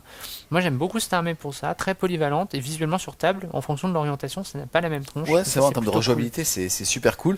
C'est une armée qui aussi théoriquement pourra tout affronter, parce que en tout cas en termes de rejouabilité, on peut faire des listes très archétypées. Ouais. En plus, c'est une armée qui est toujours suivie par Game Workshop. Là, elle est même mise au devant de la scène d'ailleurs là-dessus. On sait déjà que ça sera un des premiers codex à sortir aussi. Donc pour le coup, on peut partir vraiment super tranquille avec les tyrannides. Après, derrière, c'est intéressant quand on parle justement d'équilibrage d'une armée. On parle de l'équilibrage au sein du livre et au sein du monde. Là, au sein du livre, bah, tu nous l'as démontré. Franchement, c'est très bien écrit. Ouais. C'est rigolo si jamais ça avait été justement une armée qui n'avait pas son codex tout de suite. En tout cas, vu la qualité d'écriture de l'index, on est sur quelque chose de très très bon. Maintenant, si on regarde, c'est peut-être le manque de fiabilisation qui fait qu'on va quand même rester sur un codex qui est moyen à l'échelle des autres et pas d'un niveau de violence sur l'Eldar, le SM peut-être même, le SMC et voire le Thousand Sun. Alors il y a deux aspects de lecture sur ça. Effectivement, moi je joue Tyrannide depuis 3 versions maintenant. J'ai adoré le codex V8 parce que c'était à mon sens le codex le mieux écrit et qui a été très peu retouché. Ce qui en fait un codex pérenne et qui peut affronter de la méta et de l'évolution de la méta de manière à peu près tranquille. J'ai connu le codex V9 qui a été très mal écrit, trop fort au début et qui s'est fait complètement hacher et qui en fait au bout d'un moment vous jouez un codex qui est finalement vidé de sa substance initiale et en ça finalement vous avez un codex qui n'est pas du tout pérenne. Là on est sur un index qui sera pas pérenne parce que le codex arrive, mais je le trouve de très bonne facture et en ça c'est quand même très cool. Là où c'est très bien, c'est que moi j'ai beau être compétitive, je n'aime pas jouer les codex pétés du moment parce qu'en fait déjà il y a une pression énorme qui est mise sur ses épaules et de l'autre c'est aussi si que tu gagnes c'est que c'est normal, si tu perds c'est que t'es nul. C'est ça. Et il y a aussi le fait que quand vous êtes sur un codex de milieu de tableau, les gens ont moins l'habitude de les affronter, donc connaissent moins les tricks, et donc potentiellement, quelqu'un qui connaît parfaitement son codex va connaître parfaitement ses match-ups et peut en tirer son épingle du jeu. Tu parlais tout à l'heure de tout ce qui est invulnérable, insensible à la douleur et ainsi de suite. Les personnes, elles vont pas forcément faire les stats en fait sur ce genre de petites unités. Elles vont voir 20 gold, ils vont dire ah, ça va, je mets deux escouades et ça saute. Alors qu'en fait, non, il en reste 2, je t'en fais rip-hop 5 et derrière ça fait OC12 quoi. Il faut vraiment prendre ça en compte sur le codex Tyrannide, c'est qu'effectivement les datasheets initialement sont pas folles, mais rappelez-vous, le prince Tyrannide vous offre l'option de pendant le round complet l'utilisation de 2 stratagèmes gratuits. Ce qui veut dire que votre impact à votre tour, il sera rendu en fait un tiers plus létal via le stratagème de surcharge d'adrénaline qui fait les 5 procs des critical hits.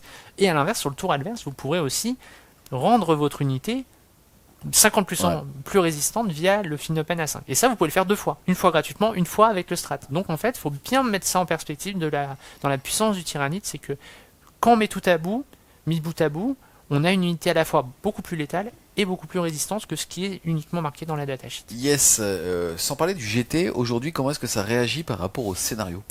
J'ai l'impression que ça marche plutôt bien parce que effectivement, et c'est là où il va falloir vraiment que la version s'étalonne, parce que pour l'instant, j'ai affronté beaucoup de gens qui jouaient des listes très létales sans penser à l'aspect scénario. C'est le syndrome de début de version. Voilà, les gens jouent que du bourrinisme, et en fait, le bourrinisme c'est bien, mais quand vous devez faire une action avec une 400 points de Terminator, ça marche bien, mais c'est cher. Alors que moi, je fais l'action avec mon lictor à 70 points, avec mes Raveners qui sont repartis en réserve. Enfin, tu sais que c'est marrant, t'as le syndrome du codex faible, où en gros, tu vas justement pas chercher l'attrition, tu vas chercher de jouer avec le scénario. Là où le mec, il joue à Stathammer et il veut juste écraser. Ouais, et en fait, ce qu'il faut se rendre compte, c'est contre le Tyrannide, mettre des combos à potentiellement 40 BM, sur le Tyrannide, ça va archi défoncer l'unité, il n'y a pas de souci. Mais en fait, c'est une unité qui vaut 100 points. Alors qu'en fait, sur certaines autres armées, ce combo va être rendu un petit peu caduc par les Finnopen, ce genre de choses. Donc il faut vraiment regarder le Tyrannide sous cet œil que c'est un codex, en tout cas un index un petit peu, pas trop opérationnel, pas trop opérant, je n'arrive pas trop à définir, mais en gros, c'est un codex qui va pas briller naturellement. Il va falloir synergiser les choses autour.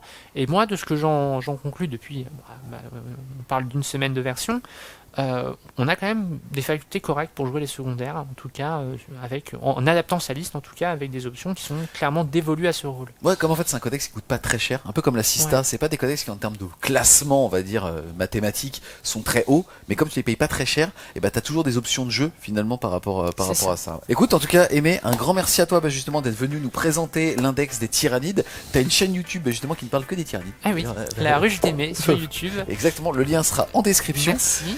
On espère clairement que vous avez aimé la vidéo, c'est le cas, n'hésitez pas à mettre un gros pouce bleu dessus, à la commenter, à la partager aussi. Si vous voulez supporter French Wargame Studio, les amis, financièrement, on a besoin de vous pour acheter des tyranides. N'hésitez pas à aller faire un tour sur la plateforme Tipeee, le lien sera en description. Et nous, on vous dit à plus les Wargamers.